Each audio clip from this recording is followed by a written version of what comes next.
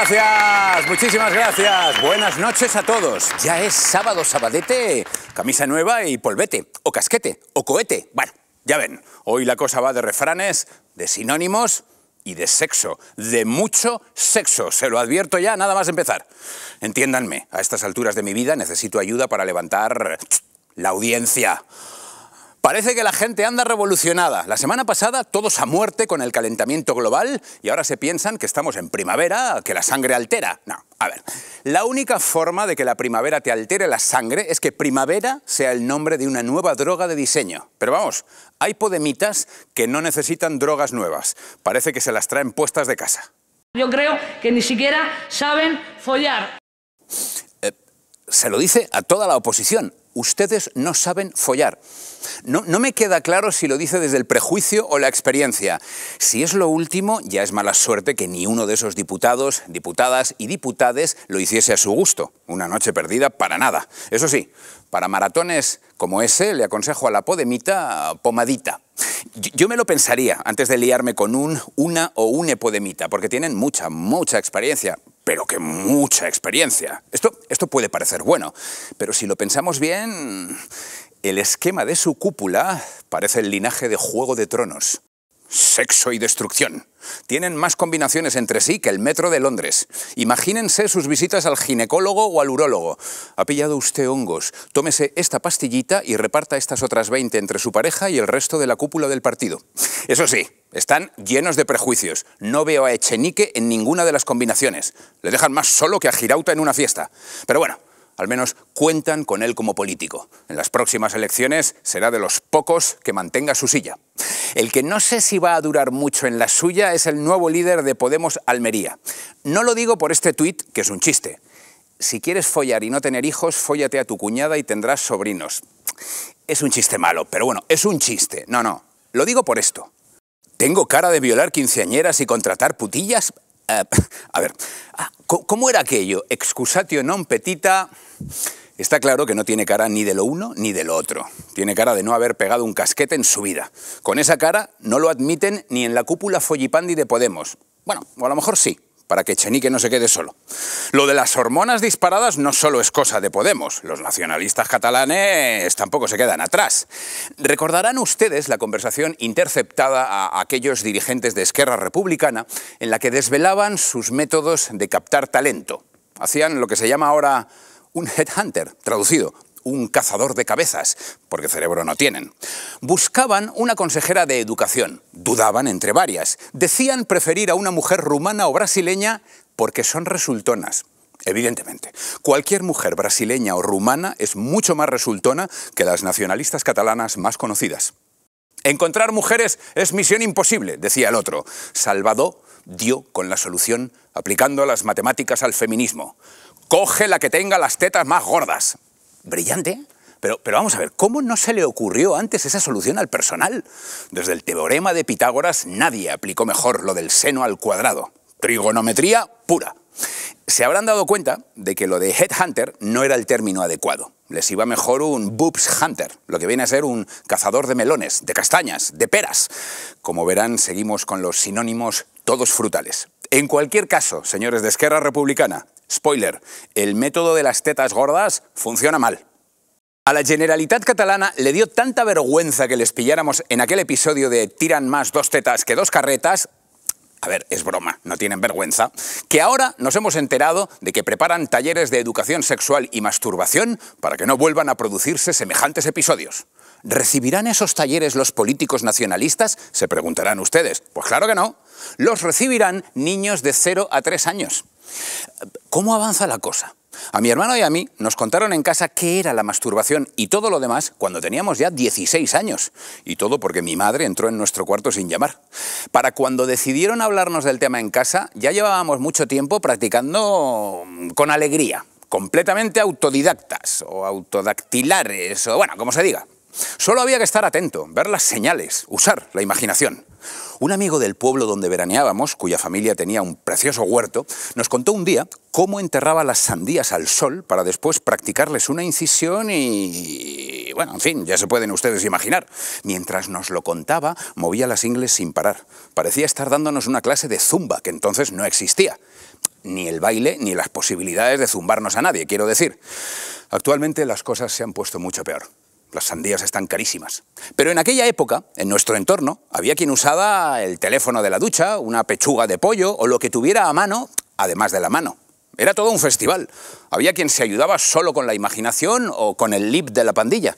Tú sueltas a los de mi generación en el rastro de Madrid y es como dejarlos en un sex shop. Los adultos no venían a clase a enseñarnos sexualidad, sino a preguntarnos dudas. Y para dudas, la que yo tengo. ¿Enseñar sexualidad a menores de 3 años? ¿A esa edad qué le dices a un bebé? Niño, no gatees así que vas provocando. El gobierno de Navarra pregunta a los niños de 10 años por su orientación sexual sin que lo sepan los padres. Otros obsesos, que con 10 años igual ni lo saben todavía. Pregúntales, pues no sé, por el sexo de sus Pokémon. Y para preguntitas, las del gobierno catalán, que preocupado por los verdaderos problemas de los ciudadanos, hacen una encuesta pidiendo sinónimos para la masturbación femenina. Pero bueno, ¿qué pasa en este país? Todo viene porque dicen que existe un agravio, bueno, otro agravio comparativo respecto a los hombres. Nosotros tenemos tantos sinónimos para referirnos a la masturbación que un adolescente de nuestra época tardaría un mes completo en probarlos todos. La Generalitat propone, ojo, no es coña, autocuidados de la concha. Ahí se nota la influencia argentina. Jugar al parchís. Garzón estaría en contra de esta promoción del juego y en cualquier caso parchís es mucho más masculino. Prueben a mover el cubilete y verán. Hacer frufru, difícil ser más hortera. Hacer chup chup, expresión patrocinada por Ave Creme, o lustrar la perlita, patrocinada esta por la joyería Tous. Bueno, a ver, así, a bote pronto, sin cascarme la cabeza demasiado o a porta gallola, se me ocurren en un quítame de ahí esas pajas, muchas versiones, alemanitas o no, masculinas del asunto, sin mezclar peras con manzanas. Pero en fin, no meneemos mucho más el asunto y dejemos ya de machacarla. Lo siento. No se me relajen. Hay más. Nuevo programa de la televisión catalana. El Xavi farà match amb tu o no? Els espectadors ara veuran ja el Xavi. Fran Blanco estrena Espacio con Parejas en Pelotas, una sección basada en aquello de que el amor por el ojo entra. 2 personas en bolas, en el plató, que van revelando poco a poco toda su anatomía. Todo menos la cara. Si a ambos les gusta lo que ven, pues oye, ya estaría. Una primera cita en el plató como vinieron al mundo, en bolas y con toda la audiencia mirando. Menos mal que en los platós suele hacer calor. De lo contrario, los hombres seríamos eliminados en la tercera pantalla. A ver, ¿qué les pasa a los nacionalistas catalanes? ¿Por qué esa obsesión? ¿Qué pasa? ¿Lo hacen todavía menos que los vascos? ¿No tienen bastante con jodernos al resto de España? Van a terminar volviéndonos locos. Como esta mujer, que se ha casado con un muñeco de trapo, tiene un bebé de trapo y ahora confiesa que su matrimonio está en crisis. ¿Se siente quizá atrapada? Perdón. Pablo Iglesias lleva a cabo una colecta para financiar su nueva tele. Parece que Irán ya no quiere financiar sus aventuras. ¿Cómo se llamará? ¿Aló Pabler? ¿Telepodemos? Un amable tuitero no le da dinero, me ha salido un pareado, pero propone un nombre. Es Yasuhiro Oficial, Chepflix. Mescojono propone otro, la Chexpa. Yo propongo que, en honor a la cúpula de Podemos, le llame Telainco. Pilar Alegría, ministra de Educación, declara que se producieron manifestaciones de enaltecimiento al fascismo. Manifestaciones que ya se produjeron en distintas... Lo que se ha producido es una patada al diccionario, ojo, de la ministra de Educación. El gobierno abrirá expediente sancionador, no a la ministra, sino a los participantes. Tranquilos, no se refiere a los homenajes a los bilduetarras, es solo para los franquistas.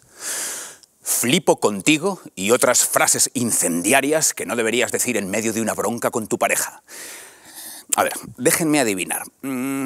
Este artículo lo firma una mujer. Con nombre pijo, diría yo. Y se ha metido algo. A ver, comprobemos. ¿Nombre? Arantxa Coca. Lo sabía, tía, Arantxa.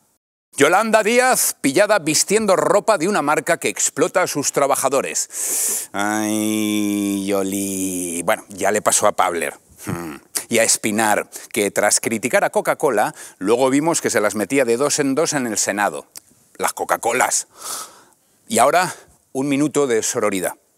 Al César lo que es del César, o a la cesarina lo que es de la cesarina. Hace unos días se atacó de forma, yo creo, rastrera a una política aludiendo a sus relaciones personales, queriendo hacer ver de forma más o menos velada que sus únicos méritos eran, en fin, bueno, chiqui chiqui o trucutru, ya estamos otra vez con el sexo, los sinónimos, en fin, no vamos a repetir este tipo de cosas. Somos una cadena de orden. Veamos. De Ana Botella, una mujer cuya única fuerza proviene de ser esposa de su marido. No, compañeros, a ver, no nos referimos a eso, es sobre un ataque salvaje contra una mujer. No, sin tiros ni niños. No, esa no es. Por favor, concentración, no empecemos. No, tampoco, era otra mujer. Que no era una policía, una civil. No estaba embarazada, no, esa tampoco. Que no era Ayuso, qué obsesión tenéis. Era dando a entender lo de señora de... Y dale, en fin, no hay manera. Se metía con sus capacidades. Capacidades, no discapacidad. No, se metían con la familia. No, mira, ya está. No, da igual, abandono. Perdón, ¿me comunican? No, hombre, pero es que estáis confundiendo toda... Bueno, venga, una última oportunidad. Adelante. Tengamos que hablar de Ana Botella, que representa todo lo contrario a lo que han representado las mujeres valientes en la historia. Ay, señor. Atención, se anuncia una nueva variante COVID. Tras la anterior, perro del infierno, llega la variante pesadilla. Se ve que como ya no les hacemos ni puñetero caso, intentan asustarnos así. Como no acaba de funcionar, aconsejamos los siguientes nombres. Inspección de Hacienda, PAM enfurecida, o la peor de todas, se cayó el WhatsApp. Retransmisión de la ceremonia de inauguración del Mundial de Qatar. Pues no sé si esto es un mono o que si tú estás viendo lo mismo que yo. Sí, es un mono, ¿no? Bueno, es un fallo de los comentaristas que puede tener cualquiera. Yo mismo creí que era ET. Tras la llamada ley del sí es sí, porque claro, llamarla vamos a soltar a cientos de violadores quedaba raro, llegarán las sorpresas de la ley trans y la del maltrato animal. Prepárense porque esto va a ser una fiesta. Para empezar, el Consejo General del Poder Judicial alerta de que la nueva ley de protección animal castigará más pegar a un perro que a una persona. Así que ya sabéis, si el perro de tu vecino se tira a morder a tu pareja, para separarlos es mejor que le pegues a ella. De este tema, de animales y hombres, nuestro próximo invitado sabe mucho. Yo me metí en un lío enorme con la izquierda y los nacionalistas citándole en el Congreso. Por eso le estaré siempre muy agradecido. ¿Existen los héroes sin capa? Sin duda. Hoy abrimos el programa con uno de los grandes. No solo ha sido declarado como uno de los pensadores más influyentes del mundo, sino que una y otra vez ha dado ejemplo colocándose como intelectual al lado de las causas más justas y a menudo más peligrosas. Alzar la voz en el País Vasco cuando caían balas y bombas no era nada fácil. Ahora es muy fácil decir que Otegi es un saco de mierda, que Bildu es un nido de etarras o que es una auténtica vergüenza que se permita el homenaje a semejantes canallas en las calles de Euskadi. ¿Ven? No me pasa nada. Solo te juegas que la izquierda y el nacionalismo te llame facha. Nada. En la época dura, en los años de plomo, plantarse delante de semejantes asesinos o decir ese tipo de cosas, solo se atrevían 4 gatos muy valientes porque te jugabas la vida. Él fue uno de ellos. Hablaremos con él de muchas cosas. Por ejemplo, cómo han cambiado de táctica los etarras para librarse de la Guardia Civil. Antes usaban goma 2, ahora usan al PSOE. También de la evolución del Twitter de Pedro Sánchez, o de cómo el gobierno vasco alega motivos humanitarios para sacar de la cárcel a un cobarde saco de mierda, también conocido como Fiti, que atentó contra la casa cuartel en Zaragoza, que fue responsable del atentado al autobús militar que causó 2 muertos y 28 heridos. El angelito intentó asesinar al comisario general de la Expo 92 enviándole un paquete bomba que explotó causando heridas a 2 trabajadores. O hablaremos también del tuit del merluzo podemita de Jaume Asens. Hoy, hace 22 años, que 2 balas acabaron con la vida de Ernest Lluch. 2 balas, ellas solas.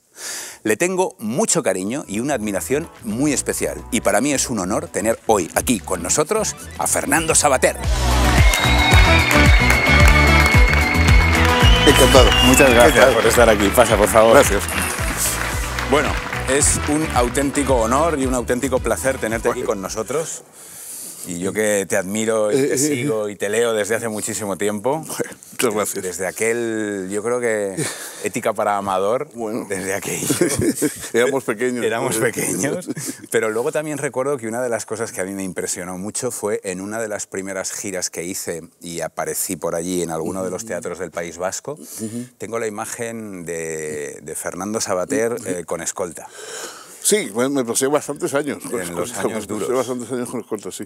Porque por allí, bueno, por allí y por aquí. La verdad, por todas partes. La llevaba puesta a todas partes, sí. Sí, fueron bastante duros aquellos años y perdimos gente muy buena y bueno, y también perdimos el tiempo.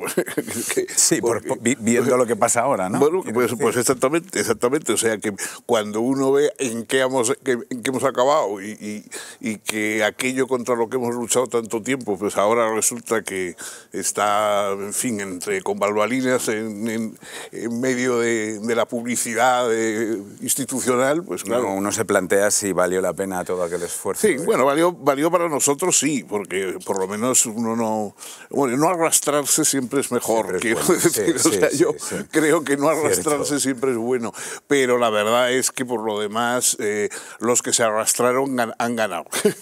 Cierto.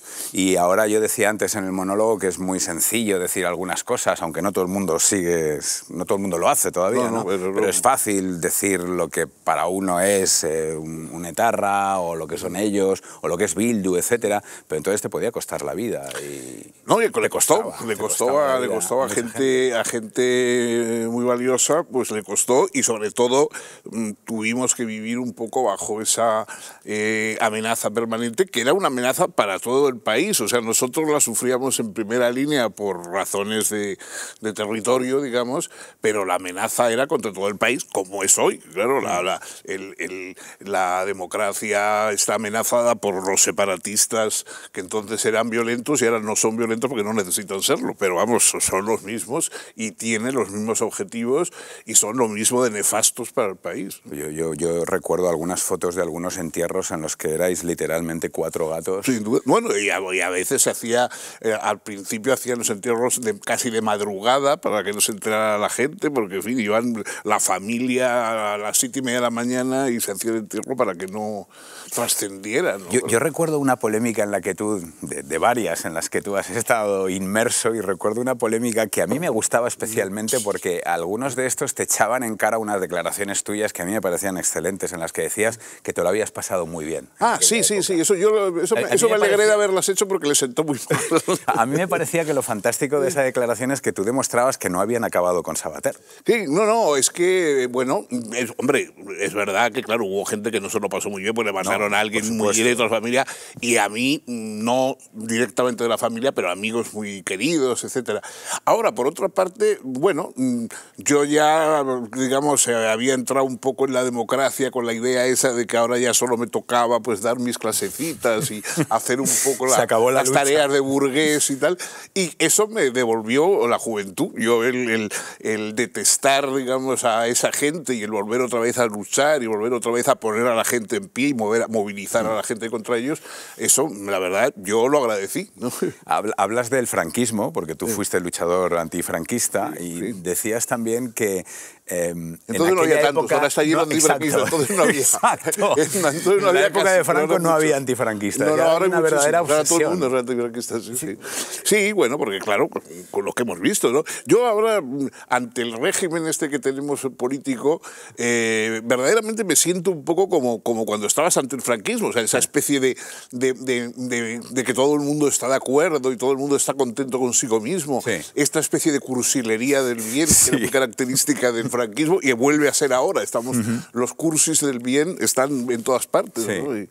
Y sí, vuelve uno a sentir un poco, salvando naturalmente las distancias que son fundamentales en muchas cosas, pero en el espíritu vuelves a sentir bastante aquel ambiente. Es curioso que nombres a la cursilería, porque para mí es como un reverso tenebroso de... Es que yo, los malos que he conocido casi siempre son muy cursis, sí, además, además de amenazar las cosas importantes y las cosas buenas, luego realmente cuando quieren hablar de sus ideales son de una cursilería verdaderamente espantosa, ¿no? A veces es mucho peor soportar su cursilería. Claro, te matan con la pistola y otra vez con la cursilería. Oye, ahora te enseñaré porque hemos salido a la calle a preguntarlo, pero sueles hacer unas definiciones que a mí me gustan mucho y tienes varias que he leído muy interesantes sobre lo que es la ética. ¿Cuál sería para ti con la que estás hoy? Porque supongo que Bueno, en fin, yo he sido profesor de ética durante muchos años y más o menos pues ahí hay, hombre, dentro del mundo académico hay unas definiciones ya más o menos establecidas, ¿no? La ética es un poco una reflexión sobre nuestra libertad, sobre los motivos y los movimientos de nuestra libertad, porque siendo libres hay cosas mejores y cosas peores, ¿no? O sea, no todo vale por igual, etcétera. Eso es un poco la reflexión ética. Luego ya entras en cosas particulares y evidentemente pues hay, digamos, una ética que se refiere más a lo común, a lo político, otra que es más a lo personal, a lo individual. Eso, en fin, depende ya de... ¿Y la filosofía? Que es otra cosa que hemos salido a preguntar y ahora te la enseño. La filosofía, todos antes o después tenemos que hacernos algunas preguntas filosóficas. O sea, la filosofía... Bueno, nosotros en la vida nos estamos haciendo preguntas constantemente, ¿no? Preguntas utilitarias, instrumentales. ¿Qué hora es? Porque yo tengo que tomar un tren o tengo que ver un programa de televisión y tal, y entonces me interesa saber la hora, pero una vez que sé esa hora ya la pregunta deja de interesarme. O sea, lo que a mí me interesa es mi tren o mi pregunta, o mi programa de televisión, etc. Pero si yo en vez de preguntarme qué hora es, pregunto qué es el tiempo, el tiempo no se refiere a nada que yo vaya a hacer. O sea, da igual lo que sea el tiempo, yo voy a seguir viviendo igual, comiendo lo mismo, durmiendo. Pero el tiempo es lo que me constituye a mí. O sea, las preguntas de la filosofía no son sobre cosas que vamos a hacer, sino cosas que somos, ¿no? Y eso, por lo tanto, digamos, afectan a todo el mundo. O sea, yo la definición para saber cuándo es una pregunta filosófica es cuando uno no se la hace por razones políticas, laborales, amorosas, etcétera, sino porque uno se la pregunta esa porque simplemente es humano, porque es una pregunta que trata de nuestra humanidad, ¿no? Hemos querido preguntarle a la gente en la calle qué es para ellos la filosofía, pero sobre todo, ¿cómo creen ellos que es tomarse la vida con filosofía? Vamos a escuchar a ver qué nos cuentan y luego comentamos, si te parece. ¿Es para ti tomarse la vida con filosofía? No sé, vivir feliz y tranquilo. Pues conseguir nuestros objetivos y todo eso, supongo. Disfrutar de la vida, de las parejas. Si no tienes pareja, pues disfruta en soledad. La vida nada más tienes una y hay que vivirla. Si te gusta, bien, si no, pues mala suerte. Pues tener mucha resiliencia y saber aceptar las cosas que pasan y que vienen. Filosofar no es fácil, pero yo creo que tomarse la vida con filosofía es... Pues, no sé, yo creo que vivir tranquilo, ¿sabes? Intentar trabajar, ser humilde y seguir adelante. Tener en cuenta simplemente las cosas importantes y dejar de lado las cosas que realmente no tienen importancia. No preocuparse por lo que no vale la pena. Bueno, pues me imagino que es tomárselo con más tranquilidad y, bueno, un poco analizando las situaciones y en cada momento, ¿no? Pues no estresarse, sobre todo, vivir tranquilo, con flow. Y ya está, y todo lo que pase en nuestra vida, pues oye, pues aceptarlo y ya está. ¿Qué es para usted tomarse la vida con filosofía? Es vivir el presente en cada momento. Cada día pensar que es el don que tienes para aquel día y hay que vivirlo sin darle mucho rumbo a las cosas. ¿Y cuál es tu filosofía de vida? Todo lo puedo en Cristo que me fortalece. ¿Y cuál es tu filosofía de vida? Vivir el presente. Pues todos los días haciéndome preguntas, estando coherente con lo que quiero y con lo que quiero crear. Sí, vibrar la energía que quiero ser. Buscar la tranquilidad. Vivir, disfrutar y vivir el momento. Me gusta. Ser bueno con las personas, intentar cada día crecer, mejorar, ¿no? Al fin y al cabo. Y eso, trabajar y estudiar y bueno, poco más. Yo vivir día a día. La filosofía creo que se construye y al final es una cosa que es de día a día. Con experiencias te vas curtiendo. ¿Y cuál es tu filosofía de vida entonces? Carpe diem. Sí, sí. Yo lo que me hace gracia es que la mayoría coinciden en que esto pasa la vida con tranquilidad. Y ahora yo entonces pienso que yo poca filosofía he tenido en mi vida. Porque lo de la tranquilidad te has metido en muchos fregados. Lo mío, precisamente. ¿Cómo vive un filósofo que el Ministerio de Educación se carga a la filosofía? Bueno, la filosofía, hay dos cosas. La filosofía, una cosa es la filosofía como reflexión humana, personal, que eso no hace falta ir a ninguna facultad para reflexionar sobre ello. y otra cosa son la materia académica, una tradición intelectual que a mí me parece importante, que es bueno conocer, que es bueno conservar, ¿no? Y eso es lo que, claro, como no tiene una rentabilidad laboral inmediata, o sea, como no, en fin, no vas a ganar mucho más ni mucho menos por ser filósofo, porque no trata de eso, sino trata de otras cosas, entonces hay una tendencia, no solamente en España, en Europa entera, ¿no? A ir arrinconándola y desplazándola de la enseñanza, y yo creo que se pierde algo importante. Sí, yo de hecho creo que uno de los profesores que a mí más me impactó en el primer año del instituto era Chema, que era el profesor de filosofía. Yo sentí que de alguna manera él abrió una... Claro, es que la filosofía es una cosa que depende mucho del profesor que tengas. Es decir, hay otras materias que en sí mismos, pues no sé, hombre, todas, el profesor siempre es importante, pero bueno, la geografía o la historia son lo que son, te pueden interesar aparte del profesor. Hay profesores mejores y peores, pero te puede interesar aparte del profesor. Pero es que la filosofía, para que te interese, hace falta que el profesor sea bueno. Si no, nunca lo... Es como los chistes, ¿no? Es decir, si te cuentan un chiste y te lo cuentan mal, no te hace ninguna gracia. Entonces, el que cuenta los chistes bien, ese es el único que te va a interesar. Tú siempre has dicho que te consideras más un maestro que un filósofo. Hombre, como lo soy, yo soy un profesor nada más. El filósofo era Kant o Spinoza, ¿no? Yo soy un profesor nada más. Y hay otra cosa que me interesa, porque yo te estuve viendo en una charla interesantísima junto con Vargas Llosa en la que hablabais de cancelación, y ahora hablaremos de eso, pero a propósito de la cancelación también y de ti como maestro, como filósofo, como persona pública, hay veces que se han metido contigo y yo ahí veo bastantes, y yo ahí veo el mismo fenómeno que hay, que es un fenómeno que me parece curioso, el de la incapacidad que hay de la sociedad a separar al artista o al filósofo, a la persona de su obra, ¿no? De repente, si tal persona que es un músico, un actor o un filósofo o lo que sea, hace algo en su vida o dice algo con lo que uno no está de acuerdo, automáticamente es como que... Sí, bueno, sobre todo porque la mayoría de la gente lo que dices o lo que hace le interesa poco. Lo que le gusta es en qué cajón puede meterte, ¿no? ¿Cuál es el cajón donde te va a meter? Entonces, una vez que te ha metido ahí, ya estás clasificado, ya estás, cierra el cajón y ya estás ahí dentro, más tranquilos. ¿no? Y poco más, o sea, no es muy difícil que te siga manteniendo el interés o por lo que escribes o por lo que dices, no, ya está, ya eres malo, de derechas, lo que sea, ya has perdido, digamos, el estado de gracia, y entonces no hay manera de prestarte atención. En aquella conferencia hablabas del fenómeno de la cancelación, que a mí me parece que es un fenómeno un poco preocupante y a estudiar, y que me gustaría que nos comentara. Bueno, estamos viéndolo constantemente, ¿no? Esa idea de que hay determinados autores, determinadas épocas, incluso históricas, etcétera, que hay que cancelar, que hay que olvidar. O sea, como si uno pudiera elegir, digamos, en el mundo lo que quiere y lo que no quiere. Bueno, las cosas se dan juntas, muchas veces están mezcladas, muchas veces tienen aspectos buenos las cosas malas y aspectos malos las cosas buenas.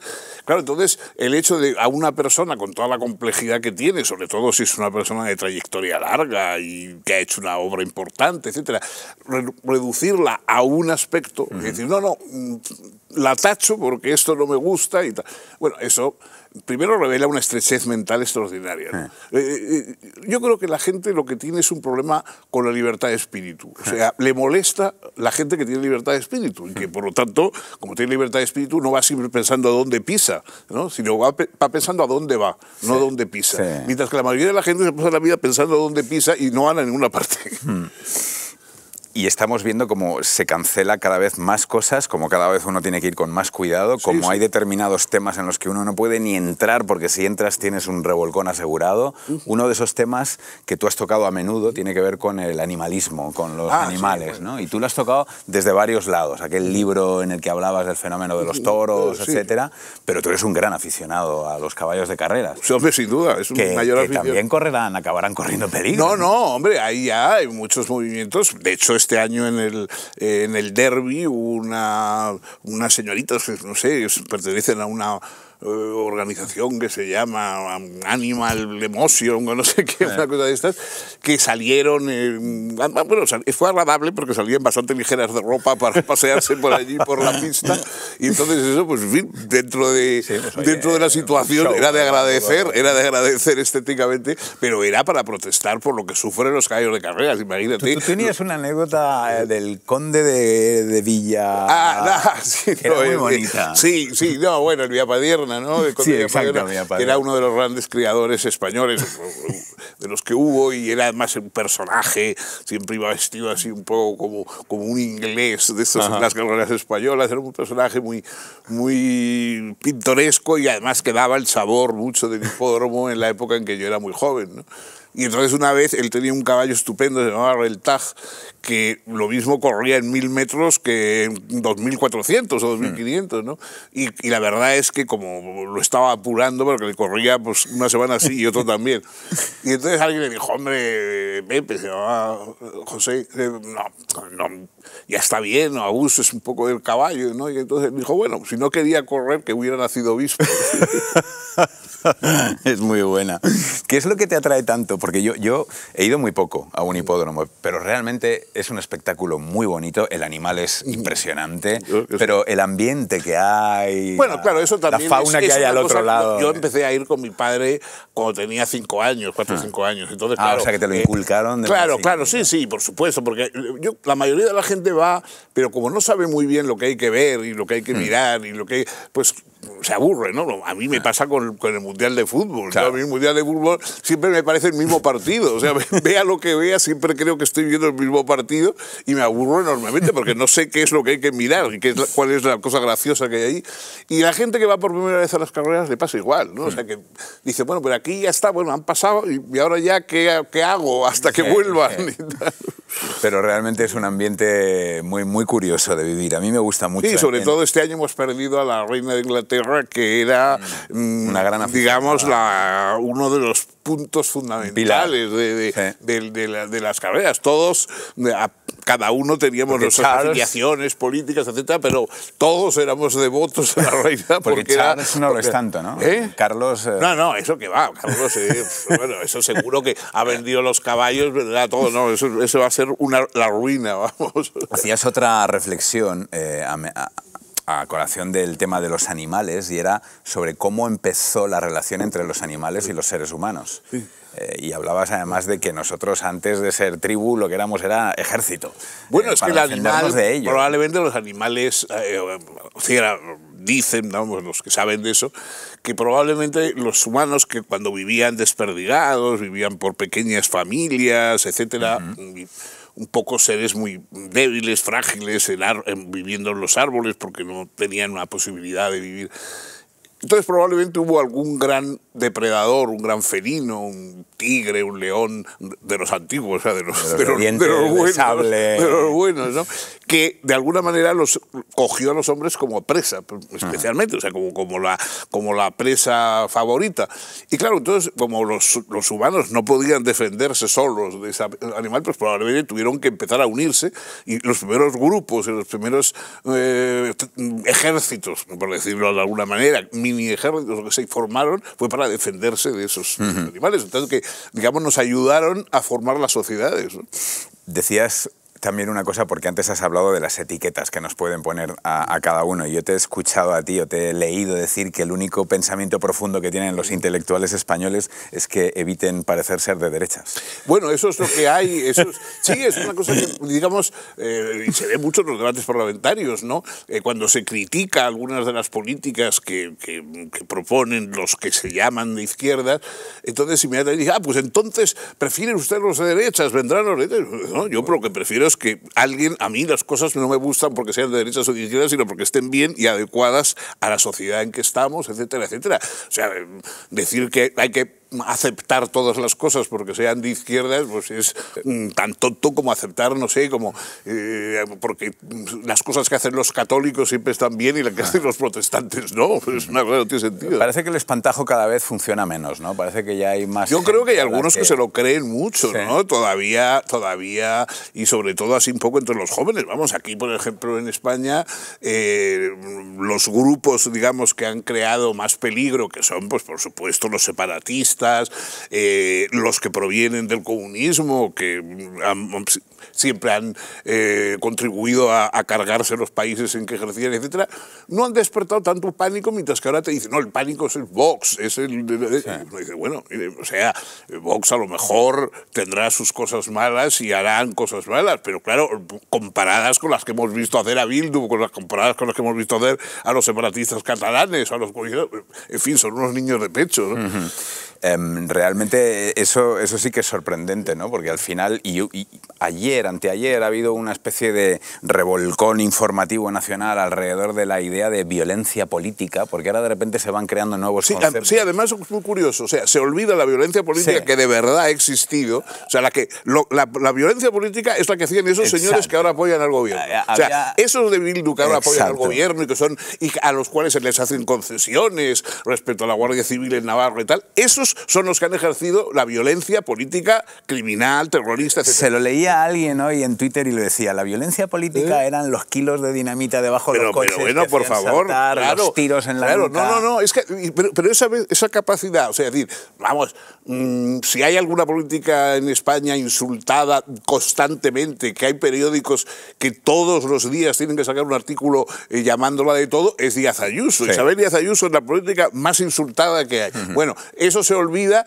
por una persona que efectivamente ahí en el Parlamento dijo algo completamente cierto, sí, pero inapropiado. O sea, decir que eso era una cosa, por fin, efectivamente, Irene Montero no tiene absolutamente ningún tipo de ni nivel intelectual ni ningún otro tipo, y sabemos todos por qué está ahí, pero bueno, recordarlos de mal gusto. O sea, que decir, entonces eso no se debe decir, porque decir cosas de mal gusto da una salida fácil a quien, en cambio, si se le dicen las cosas tal como son, a lo mejor no sabía qué contestar, ¿no?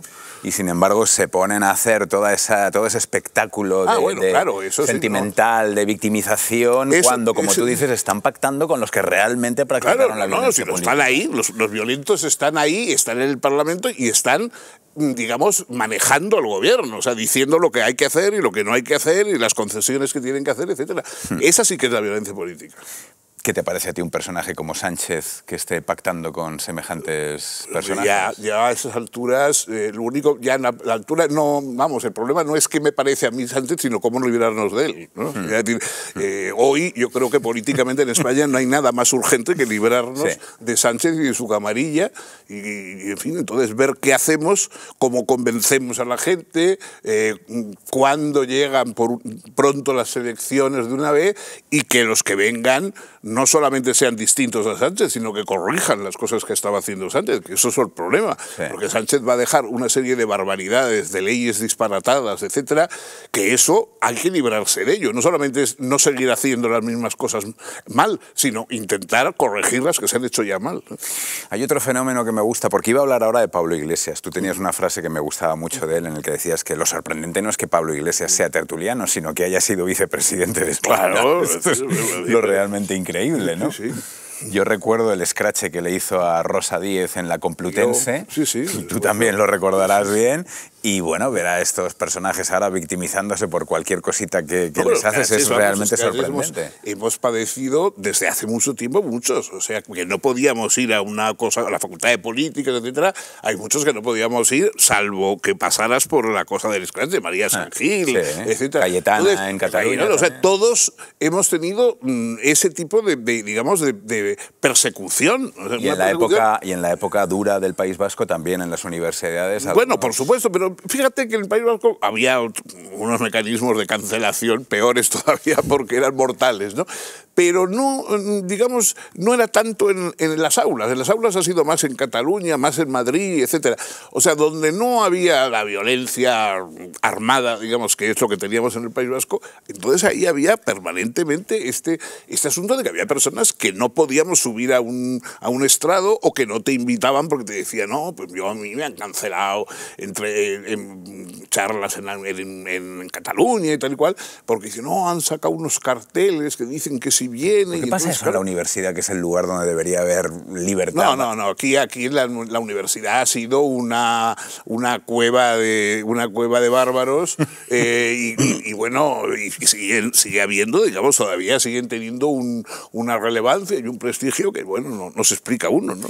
Hemos hablado de medioambientalismo, de animalismo. Es como si de repente existieran nuevas religiones que... Yo recuerdo que Boadella decía que él vio nacionalismo, él vio cómo se iba vaciando la iglesia del pueblo e iba creciendo el separatismo, como una religión sí, pero el sentido de religión es porque no se puede discutir. O sea, porque, bueno, todo, o sea, el animalismo, el apocalipsis climático, todos estos dogmas actuales, si se pueden discutir, o sea, decir, bueno, pues usted cree en esto, pero yo en cambio no creo, mire estos datos que indican que me parece que usted está equivocado. Pero claro, el problema de las religiones es que no se pueden discutir. O sea, uno no puede discutir la resurrección de los muertos diciendo, mire usted, últimamente yo no he visto resucitar a ningún muerto. ¿Usted está seguro de que los muertos resucitan? Bueno, eso no vale, porque la religión hay que creer que los muertos resucitan sin más. Entonces, en el cambio climático, en los animalismos, en las leyes, digamos, que discriminan entre hombres y mujeres y hacen que los hombres sean siempre culpables frente a las mujeres, etc. En todo eso hay una cuestión religiosa, que es que no se puede discutir, porque si tú discutes eso, dices, entonces es usted partidario de que se viola a las mujeres. Digo, pero ¿de dónde saca usted semejante barbaridad? Sin embargo, había quien decía que lo interesante era como la religión a través de muchísimos años sí que había creado mecanismos que le ayudaba a sobrevivir, como por ejemplo el perdón, y que estas nuevas religiones, lo del perdón y lo no, es que son religiones paganas. O sea, el cristianismo sí introdujo la contrición, el acto de arrepentimiento, etcétera, etcétera, que eso alivió mucho, digamos, el peso. Tú eres pecador, pero podías arrepentirte. Estas religiones son paganas y aquí no hay manera de arrepentirte. O sea, al contrario, ya te cancelan, te echan al hoyo y ya no puedes arrepentirte de nada. Tú vienes de pasar una época dura, porque perdiste a la que fue tu mujer y pasaste una época dura en la que hablaste de alguna manera de llegar a estar en un estado depresivo. Sí, pues, dentro de lo que yo, digamos, no soy de carácter depresivo, pero efectivamente sí, estuve, vamos, muy mal, bueno, y sigo. Yo tengo el fondo de tristeza, digamos, que te queda con estas ausencias, no se te pasa nunca. Lo que pasa es que se acostumbra. Yo, como era una persona, he sido siempre una persona más bien alegre, incluso un poco frívola, no me... sí, no me quiero decir, me extrañaba cuando me despertaba por las mañanas triste, y ¿qué me pasa? O sea, ya no he vuelto a estar así, ¿no? Entonces, eso me sorprendía, ¿no? Y bueno, ahora pues ya lo que pasa es que no me sorprende, o sea, ya sé que me queda ahí un fondo de tristeza que no se va a acabar. ¿Tú qué le aconsejas a quienes pasan por esos estados? No, mira, esos son... yo creo que la vida es monoplaza, ¿sabes? O sea, cada uno tenemos... Uno no puede. O sea, eso de que la gente que te dice, yo en tu caso... No, tú en tu caso eras otro y por lo tanto no tienes nada que ver con lo que me pasaba a mí, ¿no? Es decir, la vida efectivamente, lo único que puedes es contar biográficamente. Yo lo he pasado muy mal, como te digo, tengo ese fondo de tristeza permanente, pero por otra parte, pues bueno, me he enamorado otra vez, he encontrado una persona con la que vivir, en fin, quiero decirte, no quita eso, que yo sigo teniendo mi tristeza y mi tal. Y además, de alguna manera, la persona que convive conmigo tiene que saber que yo tengo momentos en que no estoy para nadie. Como decía, ¿no? Tenías una frase bonita, decías que uno no se muere, sino que vive de pena. Sí, exactamente. Es que yo creía que si no estabas contento te morías, ¿no? Y entonces, de alguna manera, al principio, cuando murió Sara, al principio yo decía, bueno, yo ya no voy a durar mucho porque no voy a poder vivir sin ella y tal. Y claro, cuando vi que no, que desgraciadamente la pena me mantenía, seguía viviendo con mucha pena, pero seguía viviendo, ¿no? Entonces, bueno, te lo tienes que plantear otra vez. en fin, ya digo, sin necesidad, sin querer quitarte, porque si amas la vida tienes que amar también la parte amarga de la vida. O sea, no se puede decir... Pillar una parte claro, y la otra. No puedes amar la vida, pero solo el día de fiesta. O sea, los demás días que no son de fiesta, no... Pero, por otra parte, también hay que estar, digamos, capacitado para, aunque estés con un fondo de tristeza y tal, aprovechar los gozos de la vida, el hecho de que la vida sigue teniendo recompensas para quien la ama, ¿no? A pesar de que te cueste y que sea duro, ¿no? Pero esa parte de la que tú has hablado, el que hayas vuelto a descubrir el amor y lo estés disfrutando ahora, también da mucha esperanza, ¿no? Porque bueno, yo creo que a mí habla me ha muy... ayudado, a mí me ha ayudado mucho, yo no sé, pero tampoco es que también dice, ¿tú crees que yo? Digo, no lo sé, yo, o sea, no lo de sé. ti. O sea, no tengo una agencia para buscar pareja a la gente, no, es decir, yo nunca creí que me iba a pasar. Ya, eso te iba a decir, que probablemente... No lo creí, o sea, no creí en absoluto. A mí, se hace 2 años, porque fue un poco cuando empezó la cosa, si hace 2 años me hubieran dicho eso, hubiera dicho, no, hombre, no, eso se ha acabado, yo ya, además, entre otras cosas también por la edad que tengo, etcétera. Y sin embargo, pues pudo ser. O sea, ¿te sorprendió mucho sintiéndote así? Fue una de las pocas sorpresas agradables. De las que he tenido. Sí, muy agradable. Tú tienes otra frase de las tantísimas que tienes que tiene que ver con esto. Decías que quiero vivir no para algo, sino para alguien. Es que ese es el amor, ¿no? El amor, cuando dices, bueno, pero ¿qué es el amor? El amor es cuando, en vez de vivir para algo que es la gloria, el dinero, el triunfo político, lo que quieras, en vez de eso vives para alguien, ¿no? Yo siempre he querido vivir para alguien. A mí casi todas las recompensas que da la vida, fuera de la recompensa que te puede dar una persona, no me interesan, sinceramente. O sea, a mí mi premio siempre es tiene ojos, cara y etcétera, ¿no? Y las otras cosas, las cosas materiales, etcétera, pues bueno, son cómodas. O sea, yo prefiero estar sentado en un sillón cómodo que en el suelo, pero, por supuesto. Pero no voy a vivir para sentarme en un sillón cómodo. O sea, ¿en qué andas ahora? Nada, ahora, bueno, aparte de estar metido en los viejos políticos estos, porque a mí, por ejemplo, estoy un poco asombrado de ver cómo la gente no reacciona ante una cosa como lo de la abolición del delito de sedición, que me parece de las cosas más graves que han pasado desde pactado con los que...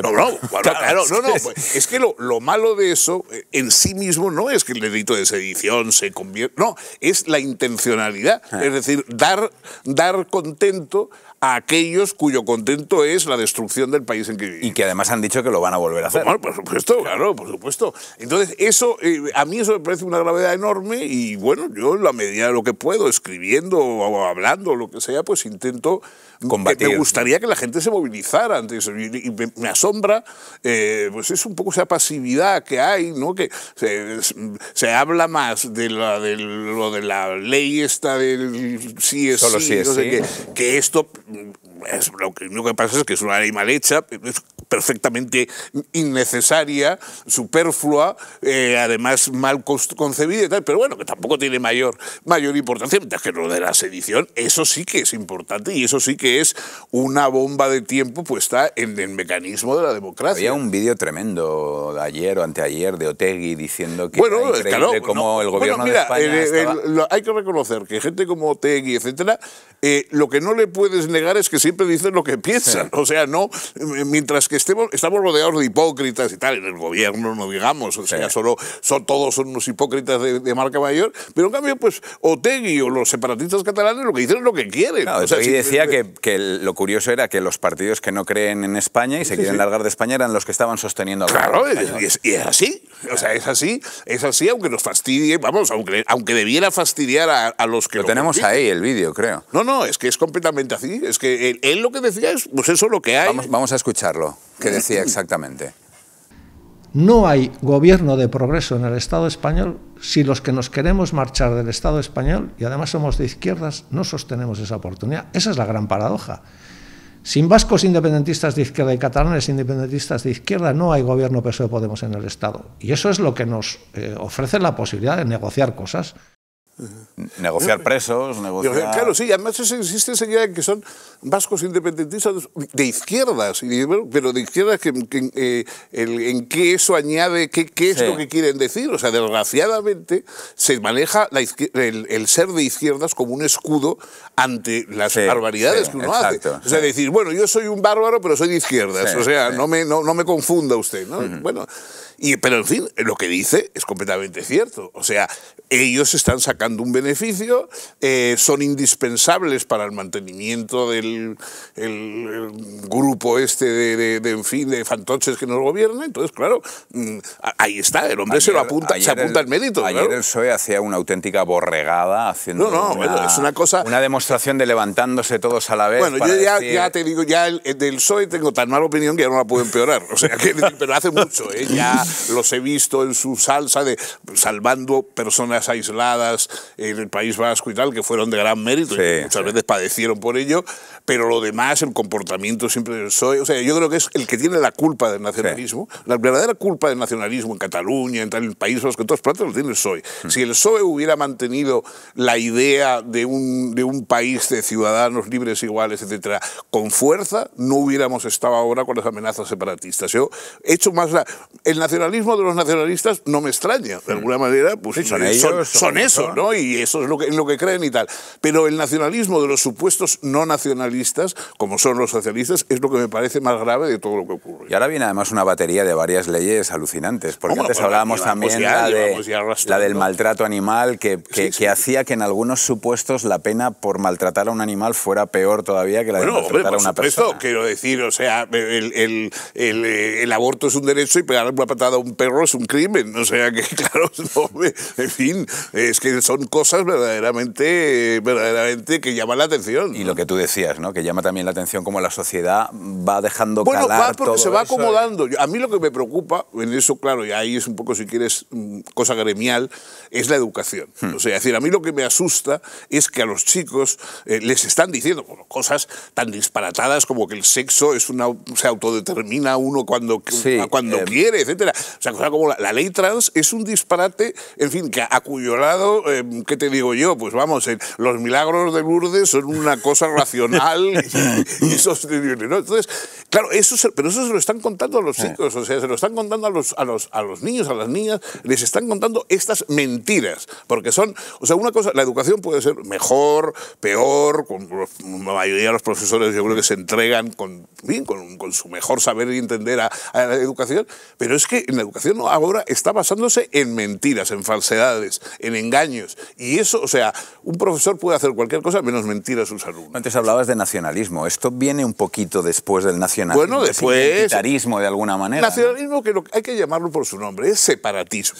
O sea, el nacionalismo puede tener, no sé, ahora pues frente a lo del Mundial, la gente pues tiene la cosa de adhesión. Pero yo lo hablaba por lo de yo soy catalán, me identifico como catalán y tal, que es lo mismo que lo de trans. La identidad, lo mío primero y lo demás, o sea, un poco la mentalidad nacionalista es lo mío es mío y lo demás a medias, ¿no? Entonces esto es lo que han aplicado durante todo este tiempo.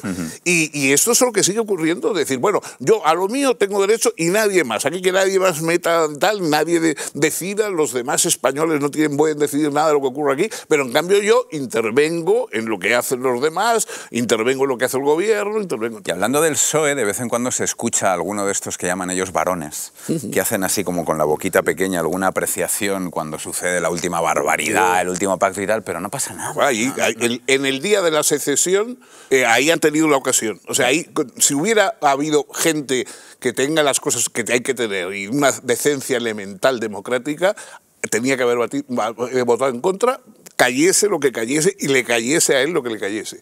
Si todos han levantado como un solo hombre porque aquí estamos todos juntos, eso quiere decir que todos pueden irse a la misma cloaca juntos. Fernando, ha sido un placer charlar contigo, verte con tanta fuerza, con tanto ánimo, y es una alegría verte feliz de nuevo. Bueno, tengo mis momentos. Tienes tus momentos, todos tenemos nuestros momentos, pero es un placer poder haber pasado este rato contigo y te lo agradezco. Bueno, pues yo encantado, que tengas aquí mucha suerte y que vayas dando calle. Gracias, Fernando. Volvemos enseguida.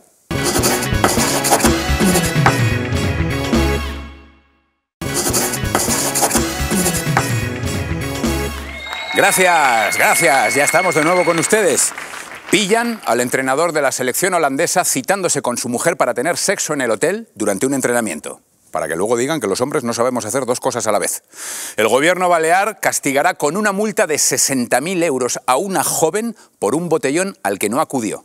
Si creían que iba a librarse por ser mujer, se equivocan. Para eso tienes que ser mujer y presidenta. Desaparecen, atención, 200 kilos de marihuana y la policía culpa a las ratas. Son ratafaris, dice Víctor, que además añade foto. Hay quien se quita la camisa y se convierte en Superman y hay quien se la quita y resulta ser gilipollas. La lotería no solo les ha tocado a los violadores y a los pederastas que han salido de la cárcel antes de tiempo con este gobierno. También le puede tocar a usted, señora. ¿Cómo ha cambiado el anuncio de este año? Ah, los del cupón también se apuntan. Una alcaldesa del PSOE se gasta $500.000 de euros en una fiesta para funcionarios con barra libre de Moet y concierto privado de Dani Martín. ¡Hala! Habrá cóctel de bienvenida para 150 personas y una fiesta llamada La vida es un carnaval, con catering y barra libre, al menos hasta las 12 de la noche. Entre los requisitos de la adjudicación del evento, la alcaldesa quería una gala del carnaval, una drag queen, una reina del carnaval adulta, una comparsa, una orquesta y bolsas con diversos motivos carnavaleros. ¿Qué cosas? Pedir bolsas con máscaras y disfraces. Normalmente los ladrones se los traen de casa puestos. Hoy tenemos con nosotros a Javier Santamarta, un cruzado contra las mentiras. El presidente de la FIFA declaraba esta semana que los europeos hemos de pedir perdón por nuestros 3.000 años de historia. Yo creo que se quedó corto. También deberíamos pedir perdón por las coles de Bruselas. Comentaremos esta y muchas otras cosas con Javier. Pero antes, vamos a hablar con nuestros colaboradores. Y os saludo. ¿Cómo que nos saludamos? ¿Pero qué es esto? Nos tenemos muy visto. No hace falta aburrir al personal. Bueno, antes que nada. ¿Qué pasó? ¿No notáis nada? La cara te veo especial, como sí, ¿no? Un rostro de héroe. Señores. De héroe tabernario, total. ¡Hombre! Héroe de Tabarnia. Un aplauso, por favor. Muy bien. Tony cantó Héroe de Tabarnia. Muchísimas gracias. Enhorabuena. Vamos a ver el vídeo y luego lo comentamos porque para mí fue un honor recibir este premio al lado de gente tan ilustre y de premiados a los que yo admiro mucho, ¿eh? Vamos a verlo. Asistimos en Barcelona a la entrega de los premios a los héroes de Tabarnia, fundamentalmente porque a mí me daban uno. Y oye, yo creí que en la vida me iban a dar un premio en Cataluña, porque ni soy indepe, ni tengo 8 apellidos catalanes, ni tengo las tetas gordas. Allí pudimos comprobar dos cosas fundamentalmente, que sigue habiendo mucha y muy buena gente allí y que no tengo ni idea de sostener un micro. Oye, yo creo que hay pocas mujeres tan valientes como esta y estoy muy contento de compartir premio con ella y muy contento de verte hoy aquí compartiendo mesa con tanta gente bonita, divertida y valiente, porque aquí en Cataluña hay que ser valiente para estar compartiendo mesa con todos ellos. Pues sí, yo lo venía pensando, ¿no? Es verdad que el escenario nacional general es de una coacción política y de una... ¿No llama al optimismo? De una violencia yo que no había conocido en mi vida, tengo 44 años ya, pero es cierto que esto es otro nivel, ¿no? Es territorio comanche. Pero bueno, en Valencia vamos viendo cómo la cosa se va contagiando, ¿no? Estábamos hablando tú y yo que la sociedad civil está plantando cara, pero los políticos no están nada. Y les falta ahí un par de hervores. Nos falta ir Partido Popular, Vox, Ciudadanos. Como no os pongáis las pilas, aquí hay una pareja ganadora. Exactamente. Si... Y nos lo estamos pensando, cuidadito. Desde Sevilla me he venido a Barcelona para apoyar aquí a los tabarneses. Bueno, es un gran placer estar esta noche en esta cena de Ciudadanos de Tabarnia y además para mí es una gran satisfacción recibir el honor de ser héroe de Tabarnia junto con Tony Cantó. Sí.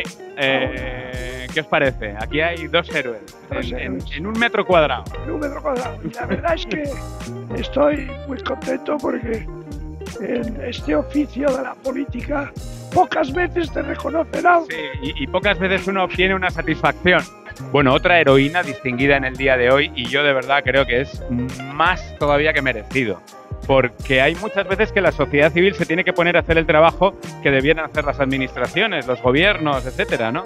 Y aquí Ana ha hecho un trabajo impresionante que ha tenido muchas consecuencias luego ha habido ahí las trampillas habituales, pero seguís peleando duro y yo espero que consigáis lo que queréis, que es algo tan sencillo como que...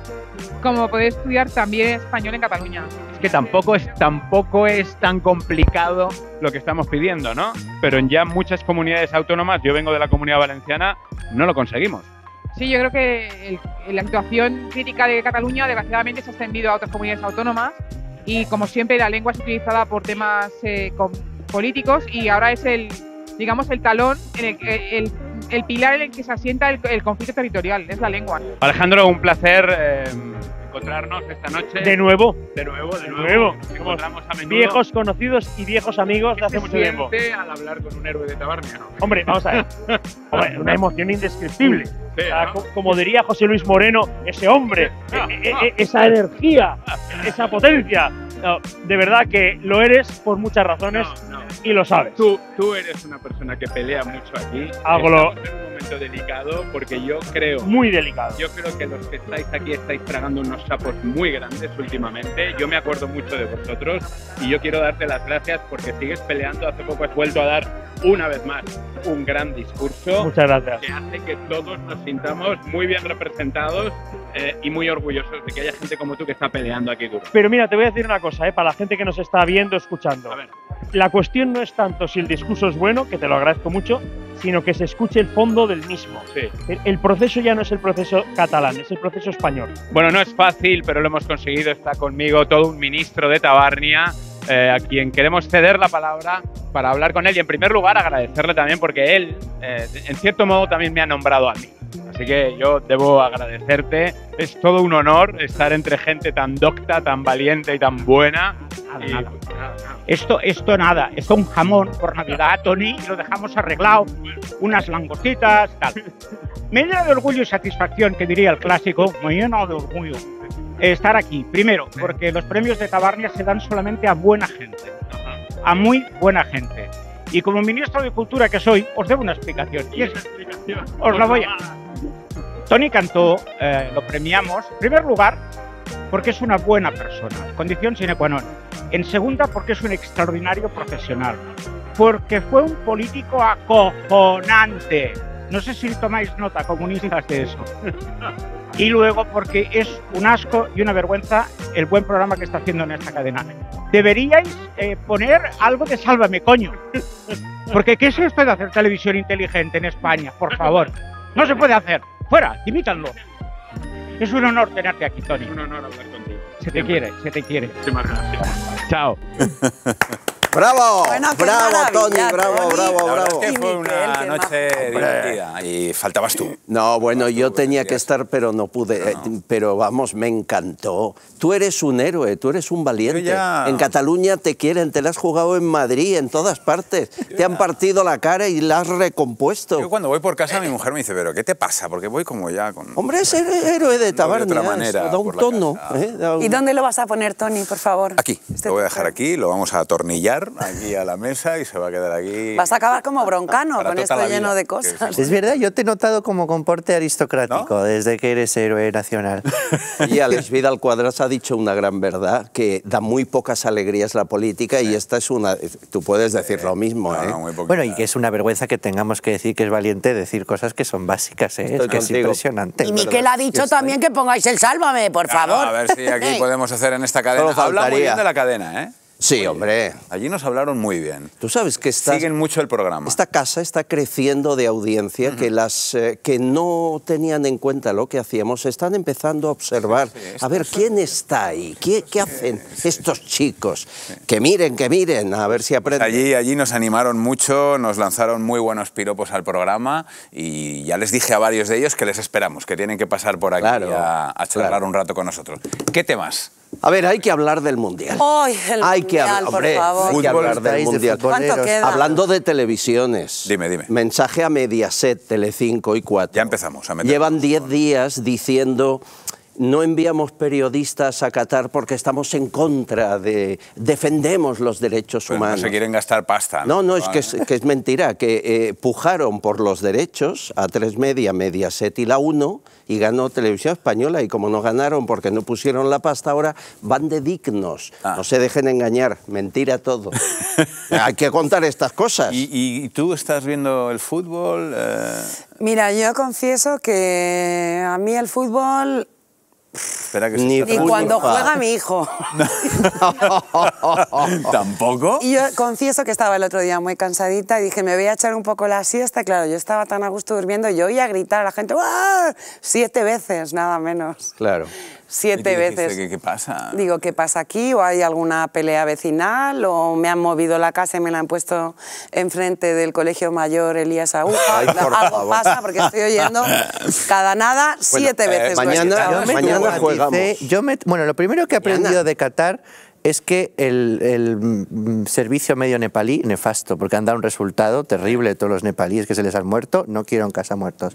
Y luego lo que me dejó muy impresionado es este que confundieron los de la COPE como con un mono. Ay. Y yo digo, pero ¿qué clase es esa? Me parece inclusión, tal, pero ya la inclusión, porque sí que decirte que un mundial de fútbol, un hombre sin piernas, es que es una paradoja que ni un amuno.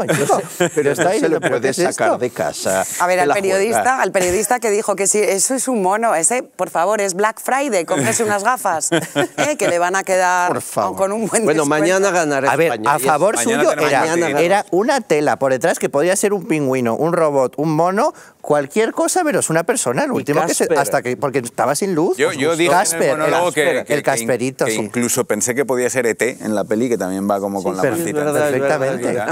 Pero usted, hemos hablado de la Elías Aguja en su infancia, pasó un tiempo en un colegio de estos. No, yo en los colegios mayores no. No, porque más que nada porque la gente bien no estudiamos. Ah, claro. Tenemos profesores particulares, y luego todo lo que es este rollo social como tan agresivo, tan burdo.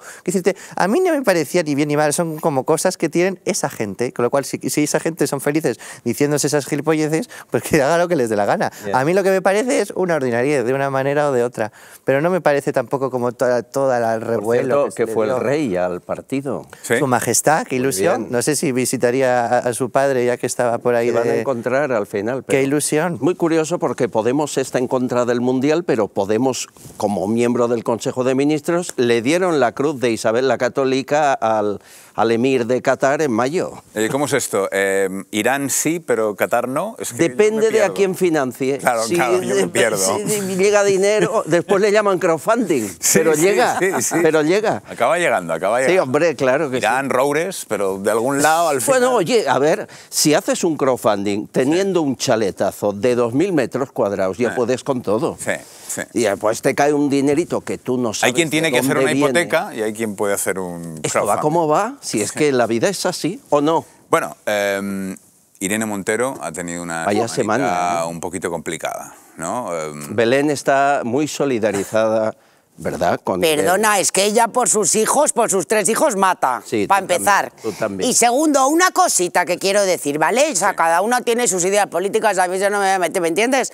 Pero te digo una cosa, es como si a mí me dijeran que yo soy conocida por haber estado con Jesulín. Y lo eres. ¿Me entiendes? Y lo eres. No, vamos a ver, es que entonces... Belén ha trascendido ya a lo jesulínico. Sí, ya. Vamos a ver, es como si como el chiste aquel de quién está al lado del Papa, ¿no? En este caso sería un poco lo mismo. Irene, en cambio, le debe todo pues a un supermercado y al señor Coletas. O sea, a ver, yo no he estudiado en profundidad Jesulín, pero sí te digo que, por ejemplo, si porque a él le tiraran bragas y calzoncillos, a mí no me tienen que tirar a mí nada, ¿me entiendes? Ya. Bueno, bragas le tiraban, yo qué sé. Lo de por toa, eso me toa tienen que tirar a mí. Belén. Cada uno Toa, ¿Era te por ti? necesito, Toa, era por ti, dice. ¿O no era por toas. Que había más de una. Vamos, solamente una no puede usar tanta ropa interior como le tiraban. Oye, al final lo de Irene, aquí hay que hacerlo a la inversa. ¿Cómo demuestras si alguien está colocado por ser quien es, por su valía o por la pareja? Complicado. No tanto, coge una expareja y mira qué ha ocurrido. Tania. Bueno, yo estuve cuando pasó de la tercera fila a no solamente al gallinero, sino detrás de la columna. Tania estaba en 4 o 5 tertulias de televisión cuando era pareja de él, salía mucho en el Congreso y estaba a su lado sentada. Dejan de ser pareja, ya no sale en la tele, no habla en el Congreso y la ponen detrás de una columna. Pero tanto se liga te ahí. das, pero una cosa sutil. Yo no lo conseguí. ¿A ti no te han tirado la caña? En el Congreso Si eres de lo más guapito que hay allí. no, yo estaba un poco diciendo, oye, aquí hay todavía... Es que no era héroe, cuerpo, no era héroe todavía. Hay hombre. Ahora sí se pasea. No, yo no.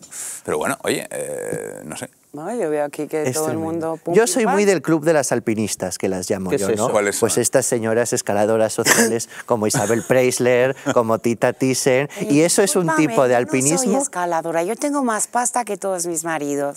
Es verdad, Isabel, eso es Oye, verdad. esa cuestión sociológica del alpinismo social me interesa. A mí me fascina, pero quiero decirte que es donde se ve dónde valen, porque son señoras que luego al final, con unas cosas u otras, se ve que valen para lo que están haciendo, y de Tita Thyssen lo que ha hecho con el museo y con la colección Thyssen, por poner un ejemplo. Sí, sí. Pero es que Irene, aunque la coloques, si no vales, no vales. Sí, eso ya está, y te aparece una Yolanda con esa nariz de arpía y te pega un aletazo y adiós, muy buena. Siento que me descalifique por la nariz.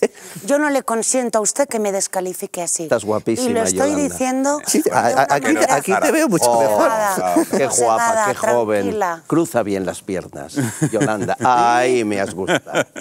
Maravilloso. Bueno, hemos salido varias veces esta semana a cubrir varios eventos. Vamos a ver el primero de ellos y luego los vamos comentando. Es la gran noche de la televisión y hemos venido a hablar con todos esos nominados y futuros premiados con los premios Iris 2022. Y ni la lluvia ni el viento nos pudieron detener porque también hemos venido a avisarles que el próximo año entre los nominados, pero sobre todo entre los ganadores, estaremos nosotros, 7NN. ¿A quién le darías tú el premio de mejor intérprete pero en la vida real? O sea, en otras palabras, ¿quién está haciendo el papelón del año? Yo creo que se lo tendríamos que dar a nuestra amiga Ángela Rodríguez Pam, porque el papelón lo está haciendo cada día en TikTok, más que en su trabajo diario, por lo que cobra 120.000 euros, y nos dan el papelón cada día en las redes sociales. Bueno, en cualquier sitio menos en el Congreso de los Diputados. Yo creo que pocos premios hay que dar allí, solamente ver cómo se comportan los políticos. Hay tanta gente en la vida normal, en la vida real, ese señor que está barriendo la puerta de tu calle y te da los buenos días, ese camarero que entra con alegría a dar los buenos días a la gente que recibe, ese señor que está en su tienda intentando hacer feliz a otras personas. Esos son los que realmente se merecen un premio. El resto deberían ponerse un poquito más las pilas para que los premiemos. Si pudieseis elegir alguna película que protagonizar, alguna serie, ¿cuál sería? ¿Tú a Londres, yo a California? Por ejemplo. Es muy original, pero sí, alguna de gemelas puede ser, yo creo. ¿Quién se iría a California y quién se iría a Londres? Por el tiempo y esas cosas. Yo California. Yo Londres.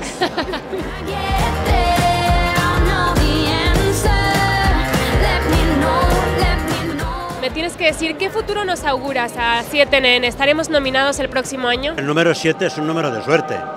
En la cábala es un número mágico, entonces ya de momento ya lleváis un estandarte de suerte. Ya lo habéis visto, el próximo año yo ahí. ¿A quién le darías el premio a mejor actor en la vida real, por ejemplo? Yo se lo daría a Piqué por Un hombre enamorado, por ejemplo. ¡Qué mala eres! ¿A quién se lo darías tú? ¡Qué malvada eres! Se lo daría a muchos políticos. En concreto. Por ir de hombres preocupados, cuando a veces no lo están tanto. Y hablando de eso, si de ti dependiera, ¿a quién te gustaría premiar? ¿A quién le darías el mayor premio de la noche? Yo premiaría a aquel que hace su trabajo con pasión. Si te llevas un iris, ¿te llevas un iris y medio? Bueno, es el segundo que me dan, ¿te lo puedes creer?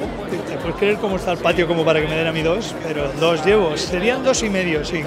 ¿Cuál es tu proyecto soñado? Has estado en muchísimos, pero si tú pudieras elegir, ¿qué características debería de tener? Yo como actor intento siempre que el personaje sea un reto y que tenga una energía que todavía no he explorado. No sé, alguien un cara dura, ¿no? Detrás de este micrófono está Toni Cantó, le mandarías un saludo, sé que compartisteis muchas horas. Claro. ¿Trabaja él ahí? Está ahora Toni, tiene un programa que se llama Con Toni, le tienes que mandar un mensaje. Ha vuelto a la televisión. Pues nada, miras, nos conocimos en la televisión, pues nada, que lo disfrute mucho, que eso te tiene que estar en la televisión, claro que sí.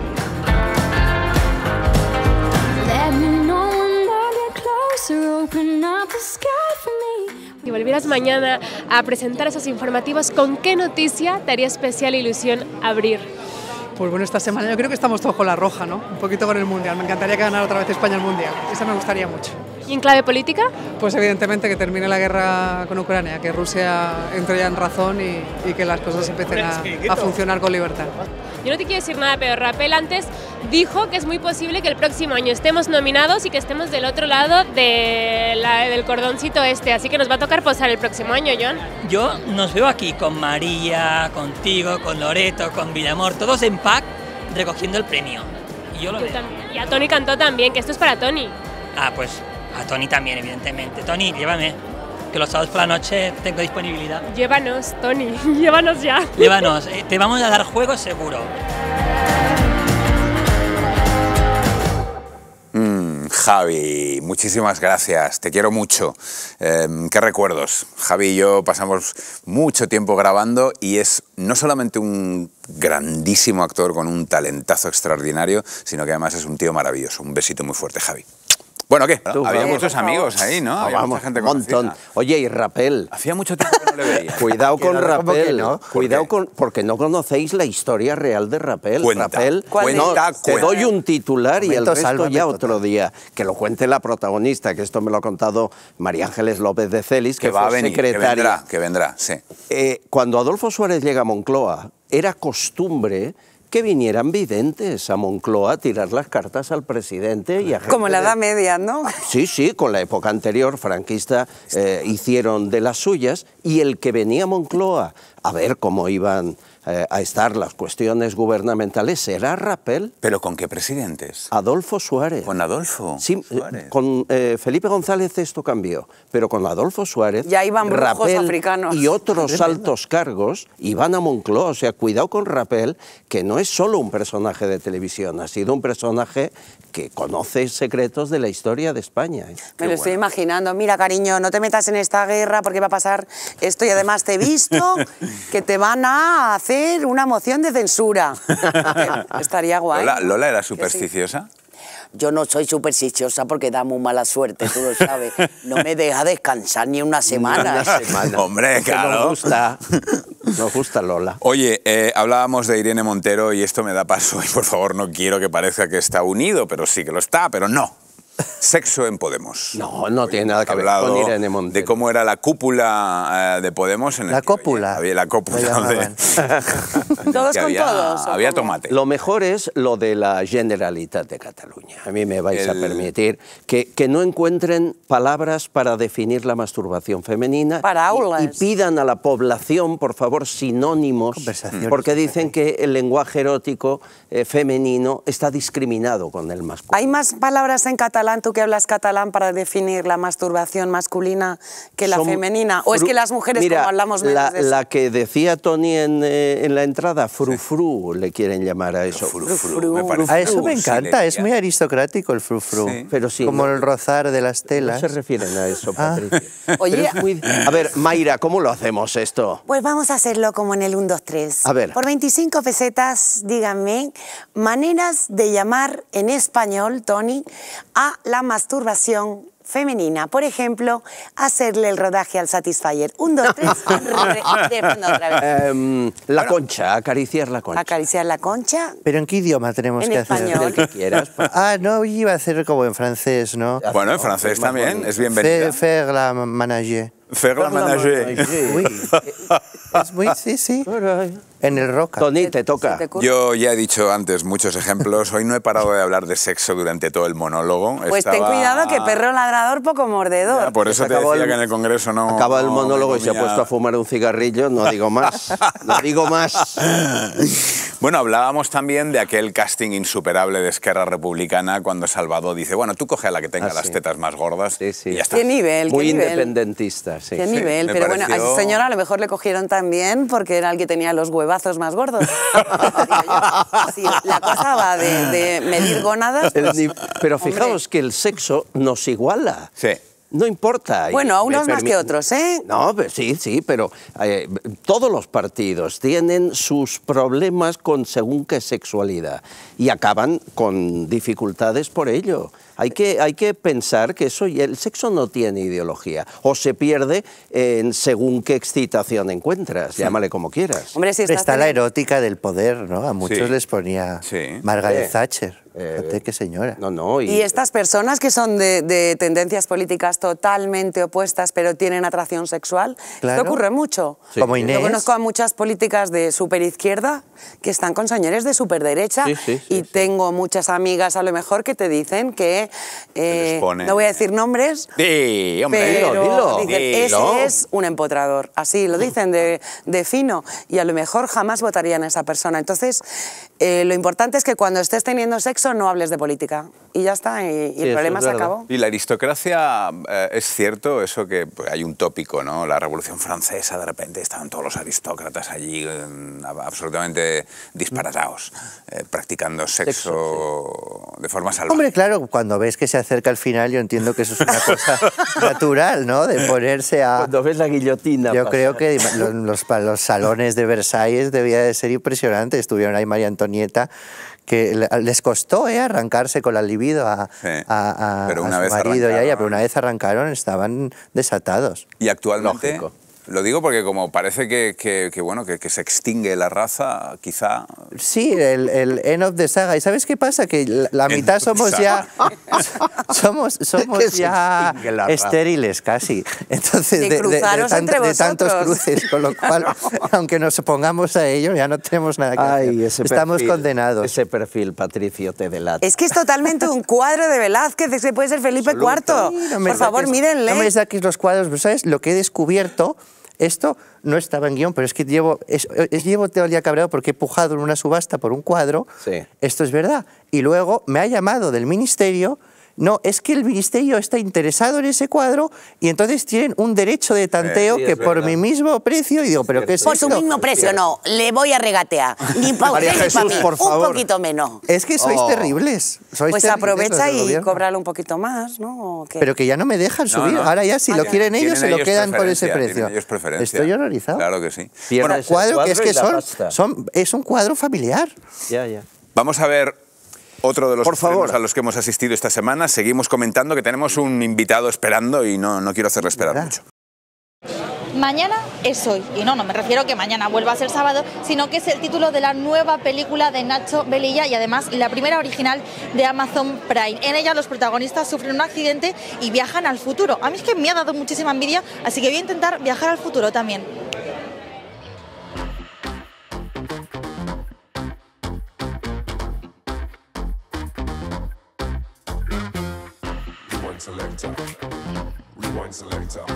Regreso al futuro, utilizaban una máquina grande, aquí estamos utilizando una barca a pedales. Es por hacer la gracia porque no había presupuesto. Yo creo que lo hemos hecho más español, ¿no? Playa, buen tiempo, Mediterráneo.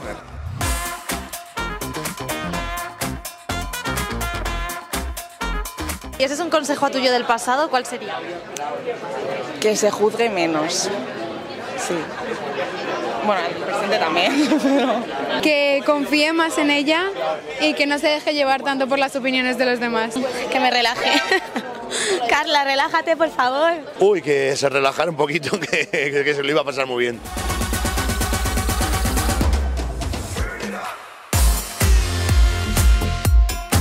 Cuando la veáis, os va a encantar. Es una comedia maravillosa. Nacho García Velilla, el director, ha hecho una maravilla con el ritmo. El humor está muy bien servido. Está Carmen Machi, está Javier Gutiérrez. Hay un elenco maravilloso en la película. Está Antonia San Juan. Está Pagudo, que lo he visto por aquí. Ha quedado monísima.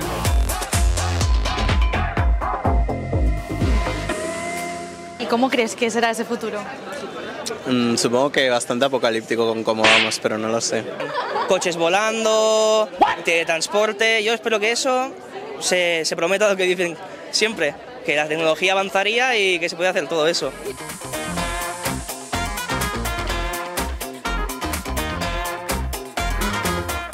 ¿Gustaría viajar al futuro? Al futuro... pensaba que ibas a decirme al pasado.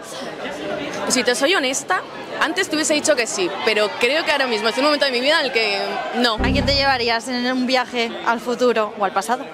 Pues yo creo que a mi mujer. ¿Me llevas a mí contigo? ¿Al futuro? ¿Vamos? Pues venga, cogemos el pédalo. Venga, nos vamos, adiós. Repito.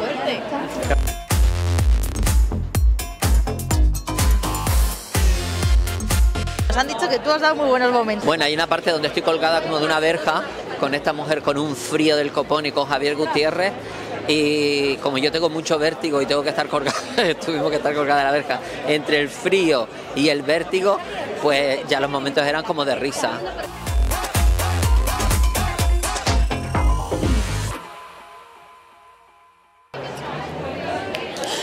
Madre mía, Tony, ya he vuelto del futuro, es que tenía que volver, eso es horrible, hay un montón de niñes.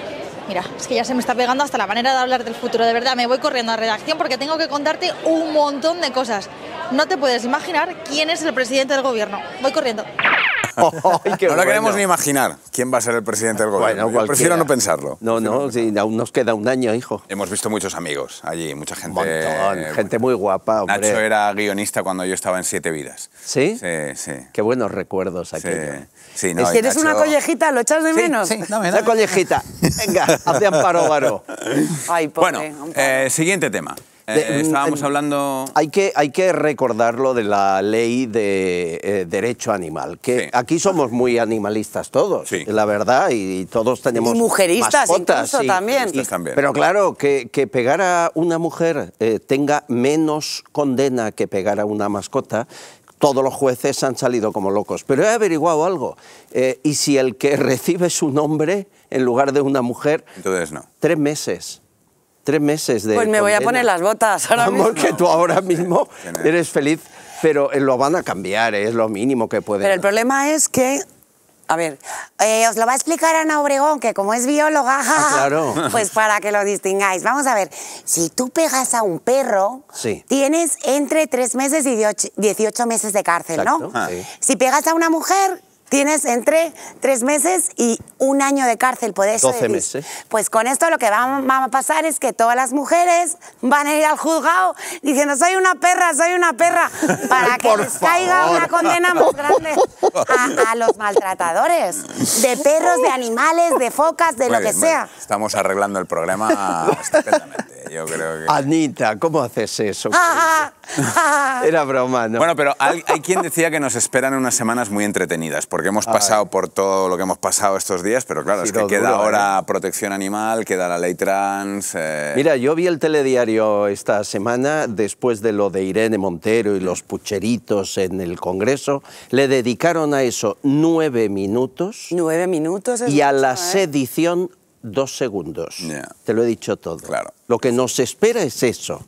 Pues blanquear, como diría Irene Montero, no pasa nada. ¿Qué dices? Como diría Irene Montero, ¿cuántos minutos estuvieron aplaudiendo ahí? Muchos. Pues casi como Plácido Domingo. Una barbaridad.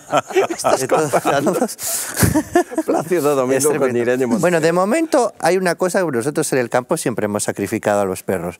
Y de momento... Fatal. Pero esto... No, porque llega un momento que los tienes que sacrificar. No, bueno. Los quieres muy mayores. alargar una vida, tú piensas que les muerden los lobos, no puedes, es calidad de vida. En cambio, todavía no nos han dejado sacrificar a alguna señora que tenemos. ¡Qué horror! Quiero decir que todavía tiene algún derecho más la mujer, para que no nos pongamos dramáticos. Ay, por favor. Esta es la parte que cortamos. Efectivamente. No sé si podré. Somos muy duros de censurar. Aquí se permite todo, ya sabéis que hay libertad total para que digáis lo que os da la gana. Eso es verdad. Y ya que estamos acabando, vamos a hacer una pequeñita pausa porque yo quiero que entre ahora el próximo invitado que vamos a tener esta noche, porque me gustaría que, aparte de hacerle una pequeña entrevista, esa entrevista luego se alargue con vuestras aportaciones. Con vuestras es que el tema me encanta. Porque Javier es un tío muy interesante. Yo le he leído un libro que me gustó mucho, además él tuvo la amabilidad de enviármelo firmado y dedicado, que habla de las fake news con las que nos encontramos y que tienen que ver además con España, con el descubrimiento y con muchas otras cosas, pero luego uno se pone a investigar sobre Javier y ves su currículum y tela lo que ha hecho el tío por todo el mundo y todo lo que tiene. Así hay que hablar de América. Sí, vamos a recibir escribirle, vamos a hablar con él, pero yo os pido que os quedéis aquí conmigo y así compartimos un poco esta sección que viene ahora, ¿de acuerdo? Hecho. Javier Santamarta.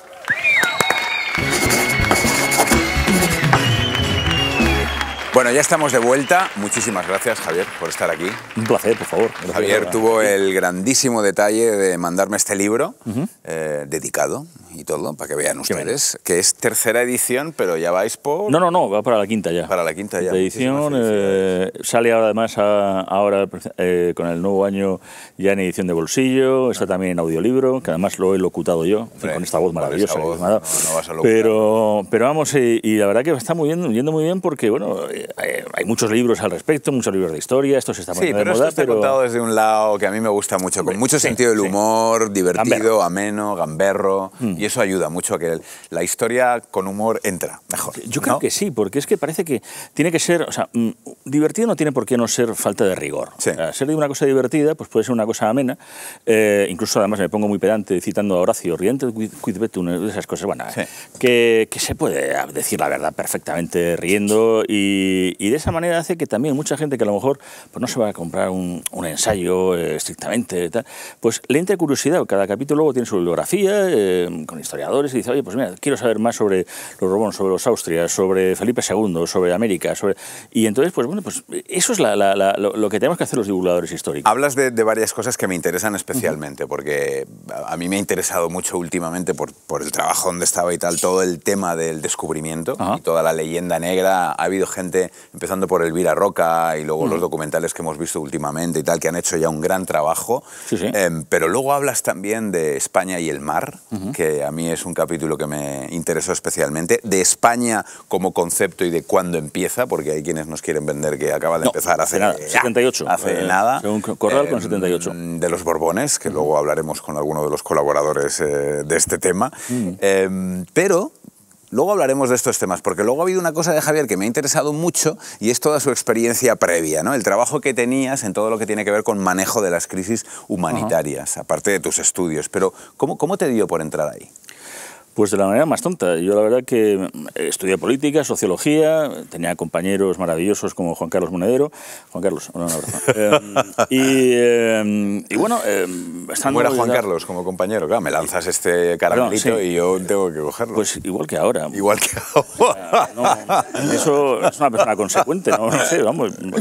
Juan Carlos, no hay maoísta, clásico, en fin, un chico que te dice los buenos días y habla de Marcuse diciendo... Qué coñazo, ¿no? Juan Carlos, que son buenos días nada más. Juan Carlos, bueno, suelta. O sea, pero bueno, o sea, y entonces yo estaba, la verdad, en otro tipo de cosas, pero es verdad que hacía muchas cosas con el tema de Unión Europea y por un compañero que había sido, de pronto surgió un llamamiento para trabajar, buscaban politólogos, gente que tuviera pues una visión un poco más generalista para ir a la zona. Estábamos en el año 93, era un programa de Unión Europea con una ONG española, que era la de Paquita Sauquillo, que luego fue eurodiputada, bueno, que mucho tiempo además, que venía de la ORT, o sea, te vas allá a territorio comanche, además de verdad, porque es como le llama a Pérez Reverte en alguna de las cosas que ha escrito. De hecho, con Arturo Pérez Reverte le conocí ahí, precisamente cuando él estaba de salida, la verdad que era... Balcán es una escuela para todos, para la Fuerza Armada, para las ONGs y tal, para el propio periodismo, pero quemó mucho porque es que era demasiado cercano. O sea, es que Sarajevo era el sitio donde íbamos de viaje de carrera de COU, de viaje de COU cuando acababas. Es que acababan de pasar los Juegos Olímpicos. Es que nadie en Europa podíamos pensar que semejante salvajada iba a ocurrir. No, la izquierda española incluso lo tenía como referente de un país federal, de izquierdas, que cómo había solventado esos problemas nacionales en una federación. Y aquello revienta de una manera, pero con unos odios horribles. Y claro, pues mira, que era morono. Las cosas que pasan en África y tal, ya sabes que están sin visibilizar, ocurras en sitios que se llama Están, que está, no sé, están por allá, están de Afganistán, de no sé qué, no suena, pues eso, gente en la Edad Media también como se maldice. Pero claro, es que esto es gente que cuando llegaba ahí, pues, por Dios, habíamos competido ya en todas las competiciones, hombre, ahí habíamos estado contra Yugoslavia. Yugoslavia era un lugar pues, muy cercano, es que Yugoslavia está entre Italia y Grecia, es que eso es la parte más europea, más nuestra. Claro, ver gente como tú, como nosotros, gente que te además sabía perfectamente lo que era España, de la literatura, que te comentaba, matándose de esa manera, entre vecinos, la verdad que chocaba mucho, sobre todo yo creo que para los españoles. Y yo, por supuesto, dije que no, de no ir para allá, porque claro, había una guerra, pero no, al que se lo dije no se dio cuenta, no sé por qué yo... ¿Cómo vive un chaval de repente, pum, caer ahí? Pues no sé, muchas veces no lo piensas, o sea, es verdad que te enfrentas a una realidad, a intentar hacer tu trabajo lo más profesional posible, ¿no? O sea, es cierto que nunca sabes a lo que te vas a esperar. ¿De qué te ocupabas? Pues llevábamos la información de la logística de los campos de refugiados, que campos de refugiados podían ser un camping o un hotel o a saber dónde, o sea, podían las casas que había que ir, ver un poco las necesidades que había. Claro, los frentes de combate pues cambiaban, entonces te encontrabas que a lo mejor podías pasar por donde pasabas en un sitio, luego no podías pasar, te encontrabas que había un checkpoint y te decían ya que, claro, en el checkpoint lo mejor que podías llevar siempre era un cartón de Winston y algo así para aquello del petillito y tal, o sea, porque, en fin, ahí no era cuestión de debatir sobre que nosotros teníamos sobre el derecho, la base del derecho internacional humanitario, vamos a tomar un pitidito, vamos a ver si pasamos, llegar al sitio. Y entonces luego venía toda una logística, sobre todo ayuda alimentaria, algo de higiene para intentar ser distribuida en estos lugares y que llegara a esas personas que estaban en necesidad, ¿no? Ni siquiera eran refugiados, eran desplazados, eran personas que se habían quedado ahí atrapados. Dice que aquello fue uno de los grandes fracasos de la ONU, ¿no? Los famosos cascos... Bueno, no, por supuesto, o sea, pero es que el problema que tienen siempre Naciones Unidas es que el mandato que tienen es que ellos no pueden intervenir a no ser que ellos sean de alguna medida agredidos, ¿no? Eso pasó allí, pasó en Srebrenica, donde estaban los cascos azules holandeses, que ellos lo único que podían hacer era contabilizar de alguna manera lo que estaban haciendo. Eso pasó también incluso en Haití. Los cascos azules españoles, sin embargo, en la zona siempre han demostrado además una profesionalidad, pero al mismo tiempo tampoco se dejaron mangonear, se saltaron, bueno, no puedo decir que se saltaron la legalidad, sino que en un momento dado, si tuvieron que luchar a lo mejor contra pues episodios hubo, y muchos además cascos azules murieron en ese momento para enfrentarse contra esas brigadas que había de los cisnes negros, de la armilla musulmana. Ellos se enfrentaron y eso al final lo reconocieron todos los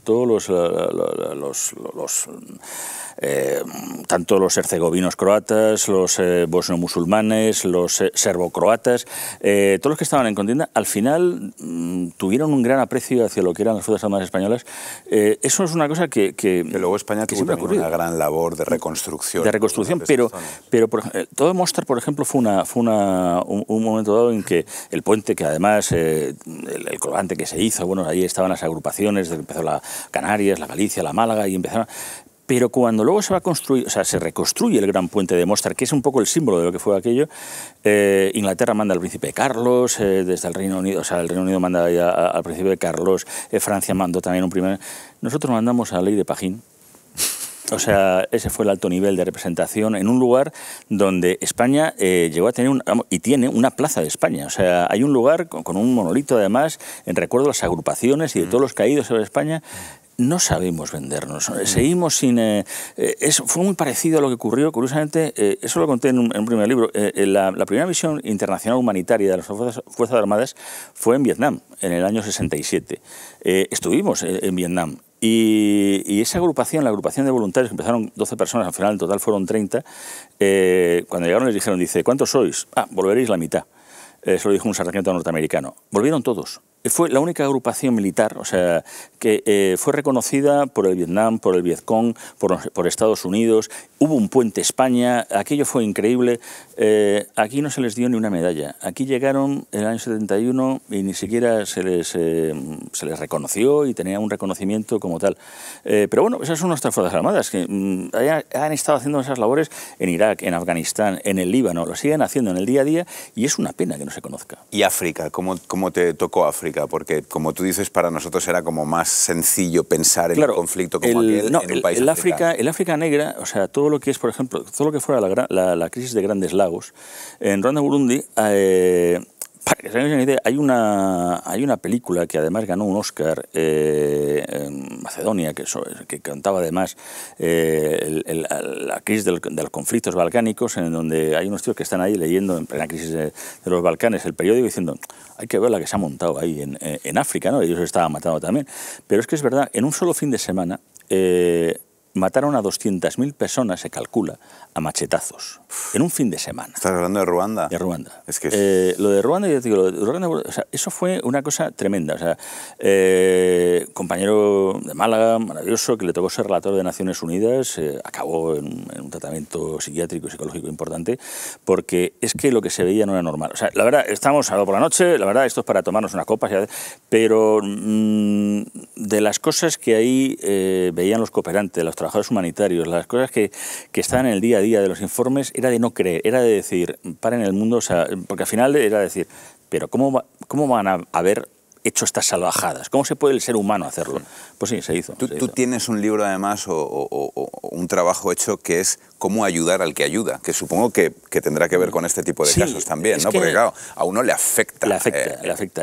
Yo, bueno, por ejemplo, yo llevo casi ya 20 años, por ejemplo, de profesor en la Escuela de Guerra, incluso preparando durante mucho tiempo cooperantes porque yo me he dado cuenta diciendo, está muy bien que se prepare profesionalmente en aspectos de derecho internacional, de logística y tal, pero también tienes que ir preparado mentalmente.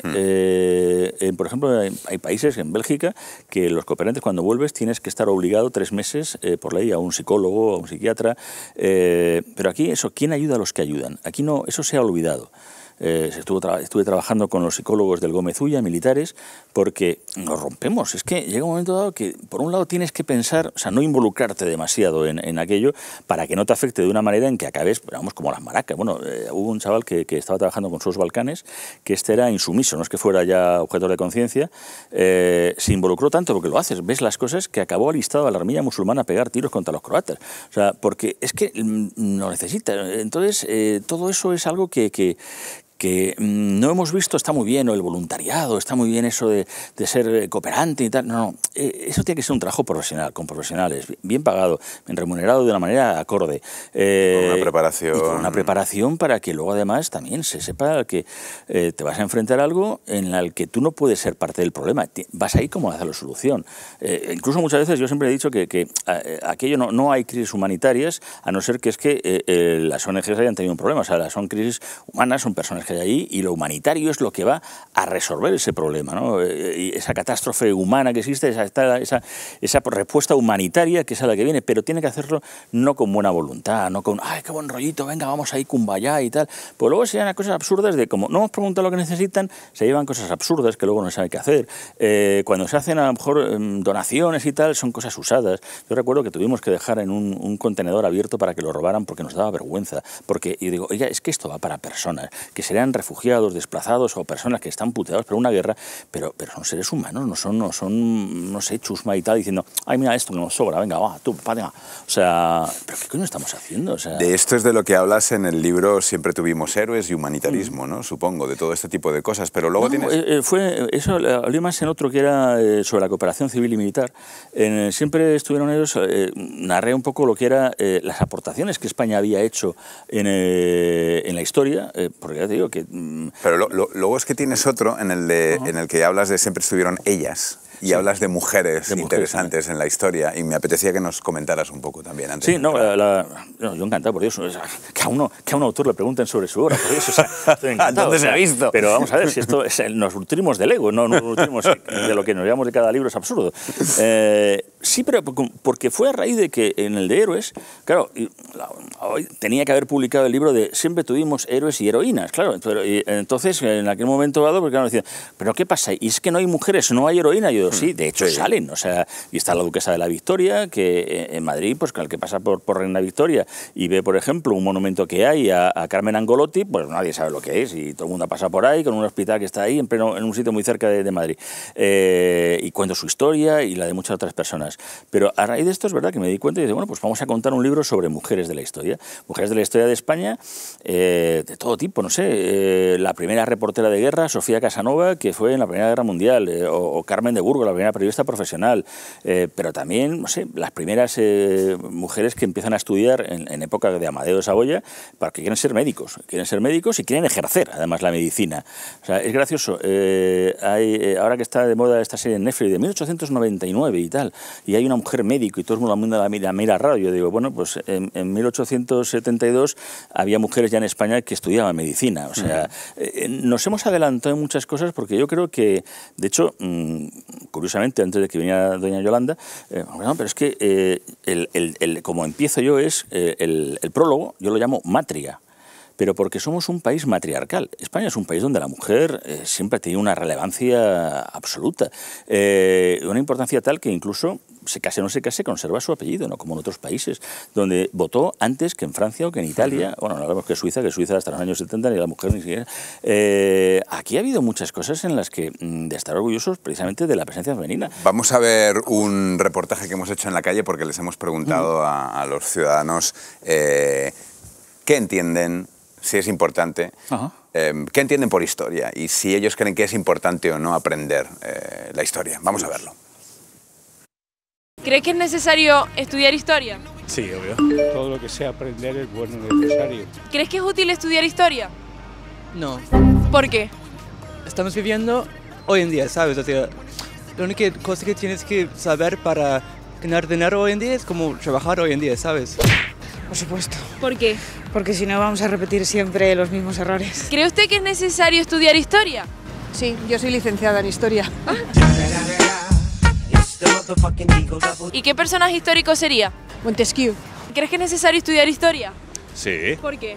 Porque te da una perspectiva histórica sobre sucesos pasados para no cometer los mismos errores o celebrar los pasados. Si tuvieran que elegir una época de la historia en la que vivir, ¿cuál sería? En el siglo XX, pero en 1980. ¿Por qué? Se vivía mejor y más con la peseta. Tenías la cartera llena de billetes, todo te daba para todo y ahora no te da para nada. Un poquito en todas. Tener la posibilidad de viajar a través del tiempo y ir saltando, o sea, ir viendo, ir sintiendo, ir experimentando un poco en cada una. Pues... ¿Por qué, señor? ¿Por qué? Ahora mismo. ¿Por qué? Por la esperanza de vida, tasa de mortalidad, yo en ese sentido yo me quedaría ahora. Antes no viviría, la verdad. Yo esta. Porque más vale lo malo conocido que lo bueno por conocer. Y se han pasado muchas penurias, por lo menos hemos atrasado en unas cosas, pero hemos avanzado en otras. Entonces, bueno. La época del Imperio Español. ¿Por qué? Me gustaría conocerla, no la he conocido directamente, me gustaría conocerla simplemente. Bueno, pues semáforo en verde. Muchas gracias. Muchas gracias a vosotros. Y se marchó y a su barco le llamó. Y si tuvieras que ser un personaje histórico, ¿cuál sería? A ver... El rey Felipe. ¿Por qué? Para estar con Leticia, que me gusta mucho.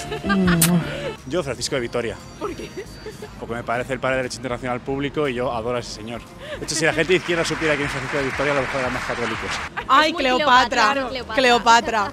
Cleopatra, es lo más. ¿Pero por qué? Porque al final...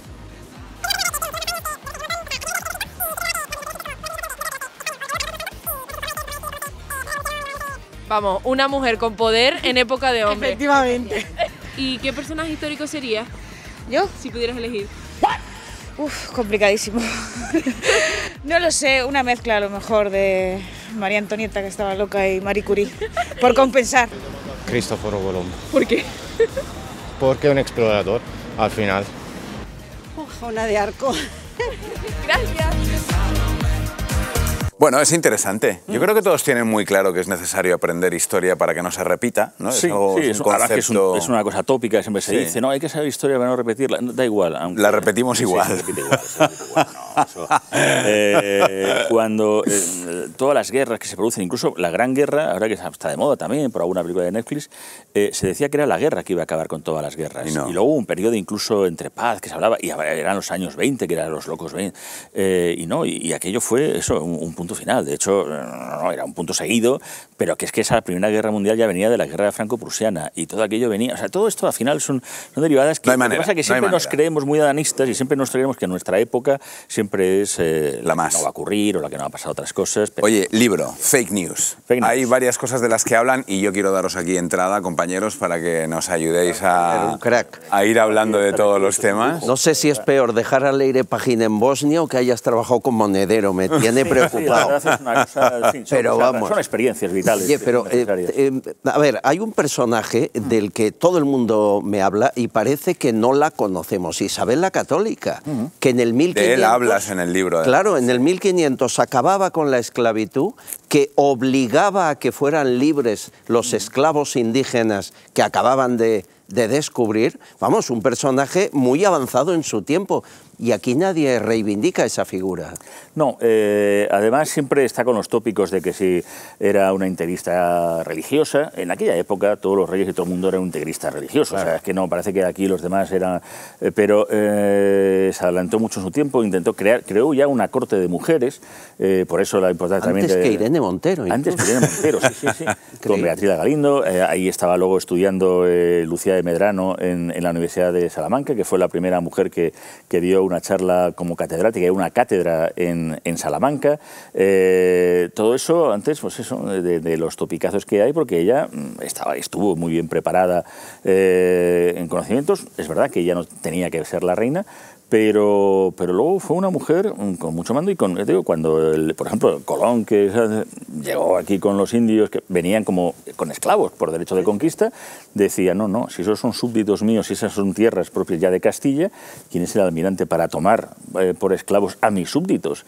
Y ella fue la primera que intentó eso, efectivamente, que se casaran los hombres con las indias, o sea, para que hubiera empezado a ver el tema del mestizaje, que ya luego con Fernando el Católico ya hubo un decreto para que fuera así. O sea, que ya hubo un decreto con Fernando el Católico y hasta 1967 en Estados Unidos no se permitió el matrimonio interracial. Pues tenemos a Nuestra Señora, embargo, Isabel la Católica en un monumento precioso en Madrid, pero que yo lo llevaría de verdad a Colón, a la Plaza del Descubrimiento, claro, a los jardines del Descubrimiento, que en vez de la estatua esa que es muy bonita de la cabeza, la llevamos a nuevos ministerios, porque Julia. Al fin y al cabo, la Julia, pero ahí pega como una patada, bueno, esa zona, pero es que sería lo bonito, porque hay más establas de Lezo, hasta el tema. Hacer toda esa zona verdaderamente unos jardines del Descubrimiento con monumentos y con personajes muy relacionados con la historia americana. También está ahí el monumento a Jorge Juan y todo el tema, antes que has hablado de la Armada. Y yo creo que sería el sitio ideal para que... De la Armada hablaba porque es otro de los temas de los que te ocupas en el libro, porque a veces tengo la sensación de que es la gran olvidada y desconocida de un país que fue el que dominó los mares prácticamente y parece que nos hemos olvidado por completo de ello, ¿no? No, es que siempre se dice, claro, acá en los Austrias, además igual ya se muere Felipe II, vamos a ver, Felipe III fue el de la Pax Hispánica, Felipe IV fue el rey planeta, pero cuando luego llegan los Borbón, realmente la máxima extensión del Imperio Español se produce con Carlos III y con Carlos IV, desde Nootka, desde Alaska hasta Tierra del Fuego. Todo lo que era, lo que se llamó en el siglo XIX el lago español, claro, porque de Filipinas, o sea, se hacía todo lo que era el galeón de Manila, comerciando con China, con el real de A8, que era como el Bitcoin de la época, era nuestra moneda, que luego llegaba hacia Acapulco, en México, que era la gran ciudad del mundo, y de ahí, bueno, todo eso, pues claro, se dominaba en lo que era el Pacífico, y en el Pacífico los ingleses, por ejemplo, con James Cook, no pudieron navegar hasta que no roban en Manila, en 1760-65, creo recordar, roban los mapas de marear españoles y entonces empiezan a navegar, pero ya habíamos nosotros estado en Nueva Zelanda, en Australia, en la Antártida, ya habíamos estado... Es impresionante. Pero me quedo sin tiempo, pero hablar de esta España, me quedo sin tiempo, pero hay una cosa que es una obsesión de los indepes y de los nacionalistas y que no quiero dejar de tocar, que es el concepto España. ¿Cuándo nace? Que de repente todos estos creen que ha nacido... No, es que lo que pasa es que lo que queremos buscar es el concepto de Estado liberal, Estado-nación, como si fuera una cosa moderna, pero... Voy a decir un palabra. España es un constructo. Entonces, coño, somos... Monedero estaría... Sí, es una cosa de estas. Es que somos muy pedantes los de políticas. O sea, vamos a ver, la España no se puede entender sin su historia anterior. España no se puede entender sin los años imperiales, pero incluso sin ni siquiera hasta la monarquía goda. Es que es fundamental. O sea, el hecho de que el rey de España, ahora que hace poco ha sido el aniversario de cuando la proclamación del rey Juan Carlos, no se proclama, y eso nos viene desde la época del Cuarto Concilio de Toledo, en el siglo V. O sea, todo eso es lo que hace que España sea como sea, con la reconquista, que ahora no se puede nombrar, con el descubrimiento de América, que ahora tampoco se puede decir. Todo eso va haciendo España. Y además ahí aparece, o sea, un Cortés que debe ser un iluminado, que diciendo, mira, le voy a llamar a esto Nueva España. ¿Por qué? No sé, porque España no existe. Una preguntita que hiciera Cher, soy Paulina Rubio. Ustedes cuando fueron a España, fueron a México, ¿por qué tuvieron que llevar a Colate? Era un alma oculta, teníamos ahí, era la cosa estaba complicada, era o lo trascaltecas o colate, en fin, estábamos ahí, veíamos, pero en fin. Qué grande, qué grande. Bueno, ¿y Monedero tenía 93 cuentas cuando trabajaba con usted o no? Pues no sabría decir, porque yo, en fin, en ese momento dado, pues yo era inocente, en fin, aspirante que ibas a sospechar tú de todo este tipo de cosas, por favor. En fin. Hay otra cosa de la que él habla mucho, que es otro tema que a mí me interesa especialmente, que es el tema de los espías. Tú has escrito sobre eso también. Sí, bueno, y además hablabas de casos reales. Sí, porque hicimos un libro sobre Máximo Secreto, se llamaba, sobre temas de espías y espionajes. Además, aparte de que yo tengo un blog en el ABC que es Notas del Espía Mayor, porque claro, el espionaje realmente y el sistema de espionaje, como luego se va a basar Fleming, lo tenía Felipe II, y ahí estaba el espía mayor, o sea, Langley y todo lo que sea del tema, y ya lo era en el San Lorenzo del Escorial. Entonces, con un sistema de espionaje maravilloso, había una red de espías y Diaque, el tema, bueno, es una pena, porque además hasta tengo una camiseta de un que se llama Delegado Hispánico, que era los diferentes espías de Felipe II por toda la red de espionaje que tenía por todo el mundo. ¿Y sin internet? Y sin internet, o sea, y se hacían, se decía incluso que Guy Fawkes, el que quiso volar el Parlamento británico, era también a lo mejor un espía a sueldo de la monarquía española. ¿Había más de 007 o de Anacleto? Sí, lo que pasa es que, claro, no es lo... Claro, pedir un martini agitado, no batido, que claro, llegar un fresco de San Martín de Valdeiglesias, sin mucha agua. Claro, no es lo mismo. A día de hoy, la mayoría de agregados de prensa de las embajadas son espías, eso lo sabemos todos. De hecho, hay mucha gente de las ONGs, claro, y ahí siempre se decía, a ver quién es el espía, quién no era, siempre nosotros nos iban diciendo... Mata Hari estuvo en un hotel de Madrid, vamos, y era una de las espías más famosas. Y la condesa de Romanones, ¿no? También. Sí. Javier, ha sido un placer charlar contigo de tu magna obra, por Dios, de todo lo que has escrito. Vuelvo a decir que no se lo pierdan. Muchísimas gracias, de verdad. Muchísimas gracias por acompañarnos. Un placer, gracias. en serio. Enhorabuena. Gracias. Hoy nos acompaña una joven artista que se inició en el mundo de la música con solamente 13 añitos. Comenzó tocando la guitarra de forma autodidacta, a base de ver vídeos en YouTube. Ahora lo hacen así, los chavales, claro. Es increíble. Con 17 compone su primera canción titulada Alcohol. Bueno, en fin. Sábado. En serio. A los 20 dio su primer concierto y ojo, porque llenó la Sala Vespa. Hoy sigue creciendo dentro del pop español, componiendo sin parar y dando cada vez más directos. Vamos a dar la bienvenida a Pati Pérez Laorga.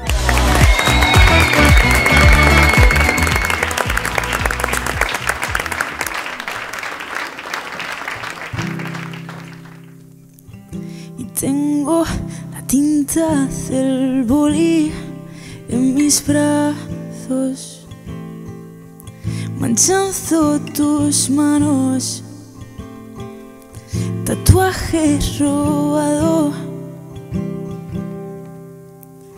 Y he vuelto a cambiarte los planes de verano, volver a su antes, tenerte en mis brazos.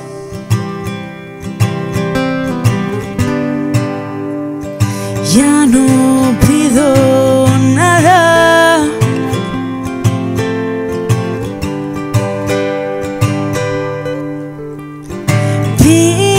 píntame como a las flores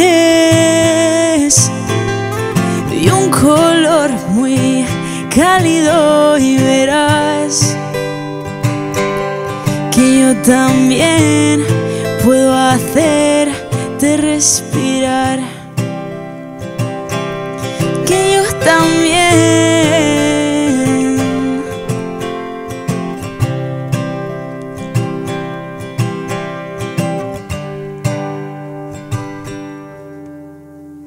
Y tengo la cara empapada del mar, los labios rotos por la sal, surfeando las olas, las oigo murmurar, hablan sobre ti sobre este lugar. Ya no pido nada,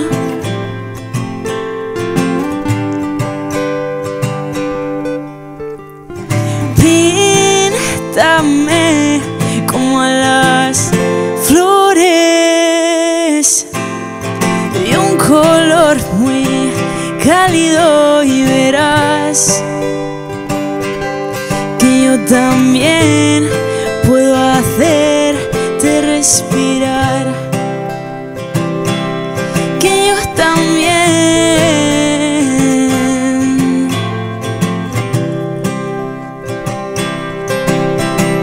Sigo y sigo buscando tus olas. Sigo y sigo buscando tus olas. Sigo y sigo buscando tus olas. Y a ti también.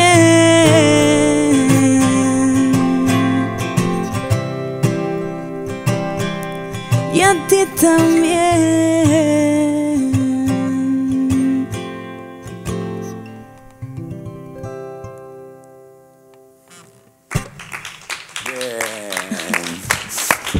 Muy bien, muchísimas gracias por estar con nosotros esta noche. A vosotros. ¿De dónde sale Suances? Pues sale de un doble amor, de una persona y de un lugar al mismo tiempo, de mi lugar favorito en este mundo, que es Suances. ¿Es Suances? Y nada, pues salió de ahí. Sí, felicidades, es una canción preciosa. Muchas gracias. Felicidades también a ti, Mario. Oye, felicidades porque habéis llenado Siroco. Sí. Oye, que cuidado, que ya estamos hablando de palabras mayores. Bueno, se está intentando. Sí. ¿Contenta con ese llenazo? Muy contenta. ¿Sí? ¿Qué planes hay ahora? Pues seguir sacando alguna canción y para marzo o así, pues otro conciertito. Sí. Es la idea. Seguro que sí, seguro que irá muy bien. Muchísimas gracias por estar con nosotros. A vosotros. Bueno, esperemos que les haya gustado todo lo que les hemos traído hoy, a Sabater, ni más ni menos, a Santa Marta, como siempre nuestros colaboradores, tanto Albert como Cayetano como Mónica, y les esperamos el sábado que viene con muchas más sorpresas. Hasta pronto.